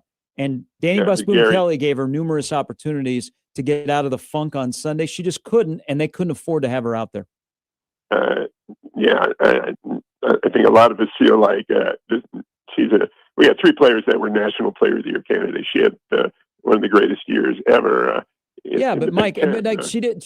Okay, the thing that is lost here. Yeah, they put her back in. I mean, they gave her an opportunity. It was briefly, but okay, I'm not going to dwell on that. But hey, Freddie's son Sam. I thought Sammy and Casey saved Freddie's job a few years ago. I don't know if you feel that way. I mean, it was horrible with him and Frost when they were together. But Nick Baum made an interesting comment about Sammy Hoiberg. He said he's so much bigger, stronger, and even faster. I mean, he's really taken. If you look at him, he's put together. Yeah. And the guard play of him and Lawrence, they are so much better than they were a few years ago. Don't you agree? I mean, the improvement is really something. It is. I know what shot you're talking about. I mean, Sam in person, I mean, he actually is he's built. Like he's a weight room warrior, but Gary was at the game. They put a shot on him and he looked like Cock Diesel, man. His arms were popping, his veins were, it was a good shot of Sam Hoiberg. But Mike, he actually is a big guy. Like he is a big dude. He's got a good handshake. And here's the thing with Latif, he'll be bigger and stronger next year. I mean, it's important because he is kind of slight. But is Dylan still here if they don't fire his uncle?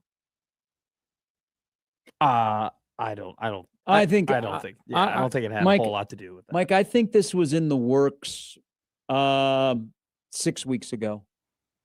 I think this was inevitable that we are heading towards Dylan not being here. One last random tidbit. The last time Matt Rule beat a ranked team, you know when it was? It was at Temple. Yeah, 9 years ago. I mean, it's mind-boggling. Hey, you know what? It could happen in the bowl game. Whenever you laugh, it could possibly happen. It would be one of the bigger upsets of the bowl season, but at least they have that opportunity to play a ranked team. And I'd love to see Gramstead do it. Well, no, you didn't, Mike. No, you didn't know, Mike. Now Mike's trolling. Mike, thank you. Mike's just trolling now. The Human Victory cigar is labeled that for a reason. It does kind of. I would like to see, you know what, being how this is going to be the spring game for some guys because a lot of guys are going to play. I don't think they're going to play three quarterbacks. There is a particular quarterback on this roster, that has eligibility. Has multiple years of eligibility that nobody knows if he's any good or not. Is this your football Bear K? Is this your football version of Bear K? No, it is not. No, you don't want to put your stamp on Marcos Gavila? Because if he doesn't stay, then you have one scholarship You're going to quarterback. have to do what the Omaha women's basketball team did, and you're going to have a tryout. Oh, we should try out. They We should had go out. They had a tryout yesterday, and 10 women who have eligibility and have made progress with their degree towards graduation, so they meet all the requirements, showed up. They may have found like 2 players. Really? That were just students at UNO. Hell yeah. That can play basketball. They're going to be on the women's team. Like if you just think about this, if Davila, like, I'm out too, coach, TJ is going to be like, he'd be like the Will Smith meme. Yeah. He'd be like looking around the quarterback room. So, but we have no idea what Davila can do. I mean, we've not really seen him except for, was he there? No. Was he there throwing at the spring games, throwing into the basketball hoop? Yes, he was in. Okay, so I saw that. And then he came in for a kneel down, right? Did he? I believe he came in at the end of Houston Christian. For a kneel No, down. not Houston. What was the night game after Akron. that? Was it? Yeah, whatever the night game was. It would have been Akron. Okay, so he played in both of those games. So we have no idea what you have there. So Nebraska really, they might need 1.5 quarterbacks. I have a year of eligibility left. How? Because I only went to school for 4 years. I can get a 5th year. When did your Wait, why are we actually trying to figure out whether or not I have a year of eligibility? Your clock started ticking. Oh, I'm done? Yeah, I think you're done. But you could always sue the NCAA. Yeah, that always works out for people. It should work out for me. What if I just sue the NCAA to like get some student loan money? I just feel like that'd be nice. I don't think you go through the NCAA for that. I think it's the federal government, I mean, right? contact your local representative. Yeah, you know what? I'll give it a good old college try. All right. Coming up this morning in Lincoln, Dana Holgerson meets with the media. This is regularly scheduled during bowl lead up. Yeah. Just coincides with what happened yesterday. But I don't know. Do you comment? You have to. But you have to. Is it official? He's the OC. You kind of have to. Like, it'll be the elephant in the room. Well, you'll have to talk around it, but he can't. You know what, Gary? I'm wrong. He definitely could just be like, "Hey guys, that stuff isn't official. I don't want to talk about any transfer portal. I want to talk about the guys that are here." He could totally. That's the classic. That's one of Rich Eisen's 4 coach cliches. Hey, I want to talk about the guys who are here. That's what Dana can do. And you know what? If he said that, it would relay the message. Yeah. Dylan's not here. Dylan's gone. We're moving on. Is this the first time that Dana has talked to the media since post Penn State? Yes. All right, that's coming up this morning. We're back to put a wrap on this show after this on 1620 The Zone.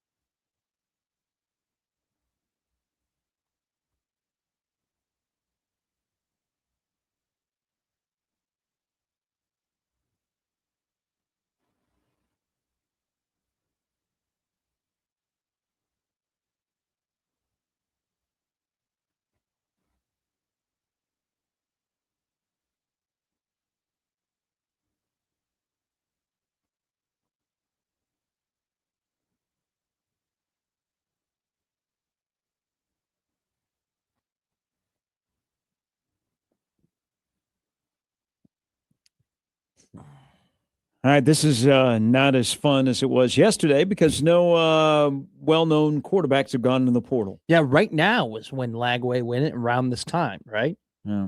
And then I didn't. By the way, I had somebody ask me, they're like, "Did you know about Childs?" I go, "No, I did not. I was just like, so I'm going to get out of there. He's not a Fitz quarterback. Didn't seem like a fit Because I think just attitudes and stuff like that, and just how those guys approach things. Okay, got to be tough. Jonathan Smith hasn't found a home yet, has he? No, he has not. Yeah. TCU offensive coordinator? That job is, I believe, still open. Have they interviewed people for that? Oh, I imagine they have. Yeah. They're in the process of trying to keep the Is, quarterback. you know what? Is Josh Hoover coming? Yeah, so Josh Hoover, that would be, talk about like a 1-year rental. Like he could be a Will Howard type guy for a national title contender. I mean, sans the Arizona State game, I thought he had a pretty solid year. Does Belichick have a quarterback that's returning? Because I'm trying to think of schools that have money. No, he had that guy from what? West Alabama? South Alabama? But wasn't he? You Google Belichick and Belichick Jordan? all smiles at Jordan Hudson's cheer competition in Atlanta. There's another one.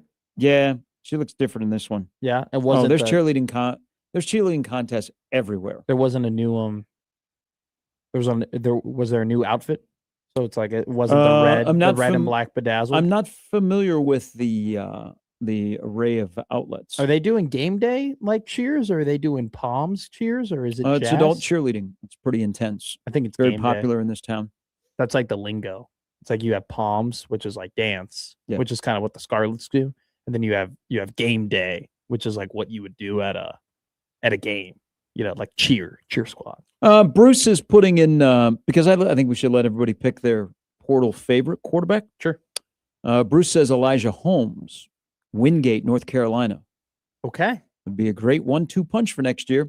I think this is the kind of system we want. Nebraska is trending towards dual threat quarterback. And what more would you want? I am not familiar with Mr. Holmes' game.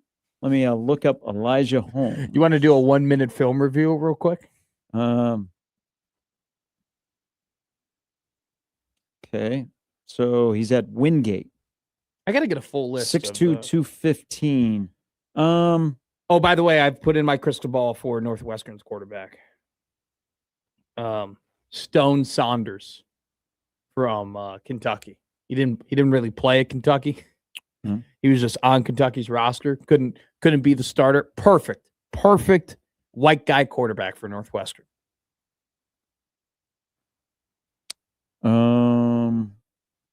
Oh, Michigan's backup entered the transfer portal just right now. Jaden Davis. Tony from Pennsylvania. His subject line is, why do we keep getting screwed by former Huskers? Dylan is gone. Okay, fine. But why did it have to be this way from a family that was an all-time Husker? Why would he treat his home this way? And now it seems like the third time recently that former Huskers have come in to help bring our program back only to use and abuse the program or apathetically just exist for a short time. It's the triad. It's the dark triad. Scott, Trev, and Dom. It seems all three of these guys excelled playing here and were given extraordinary support in the return, but they either couldn't care less or used us in some sort of stepping stone. Maybe the lesson to be learned is no more past Huskers, which is sad. That is Tony from PA. I mean, I wouldn't go that far and say no more past Huskers. I mean, but at the same, I think those situations are all just unique in their own way. They all had different circumstances. They all clearly were trying to accomplish different things. It didn't align. They could not. Nebraska. They could not meet the popularity and success of when they were a player. Turner Gill was the same way.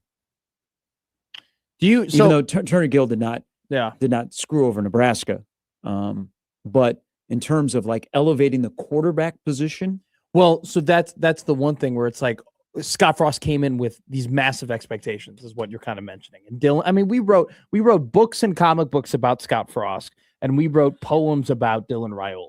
You know, yeah. And this really comes down to, this is where Nebraska athletics and Nebraska football has been, that we rely on three individuals to come save the program instead of the program welcoming them back where they can be part of the program we've looked at them as saviors of the program. See, the what's your wording there? Be a part of the program, not be the program. And unfortunately, when you put the weight of Nebraska football on somebody's shoulders, it's just so heavy that typically it tends to crumble them, and not the other way around of them uplifting them. Because there's just so much. Nebraska football just means so much to so many people, and there's so many expectations, and there's so much interest in it that it's just way too heavy to put on the shoulders of individuals as opposed to just a full program. I mean, at the end of the day, probably Dylan would have been a guy that Nebraska is his second stop.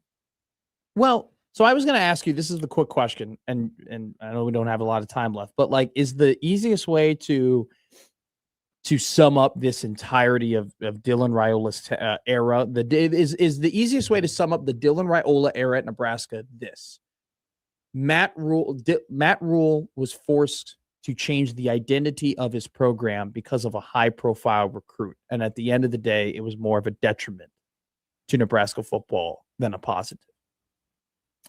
I would say I don't think they ever changed the culture or anything like that. But I think, okay, so had to change the playing identity.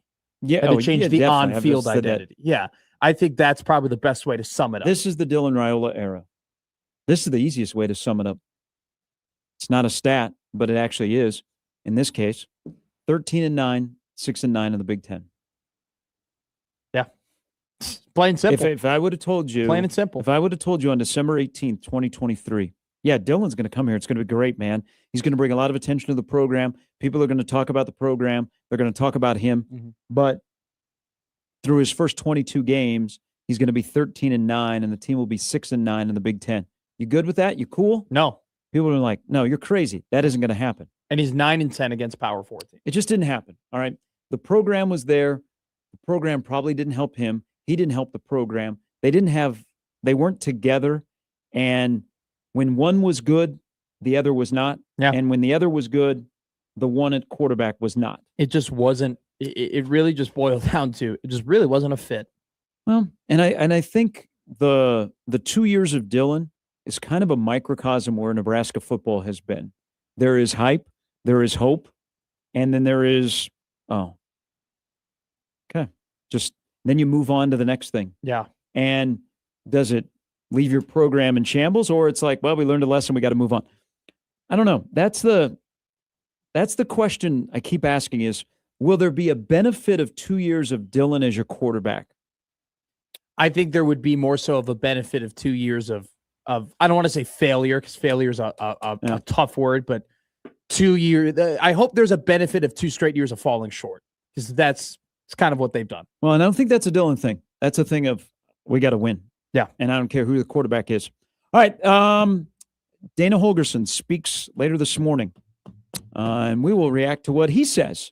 And hopefully there is no other news dump, and Nebraska basketball can have some good news today. Like they're a 4 seed with Joe Lunardi on the 5th. What did I just say? The 16th of December. That's crazy. Nebraska basketball on 1620 the GBR. We'll talk to you tomorrow at 6. For Matt, for Jimmy, I'm Gary.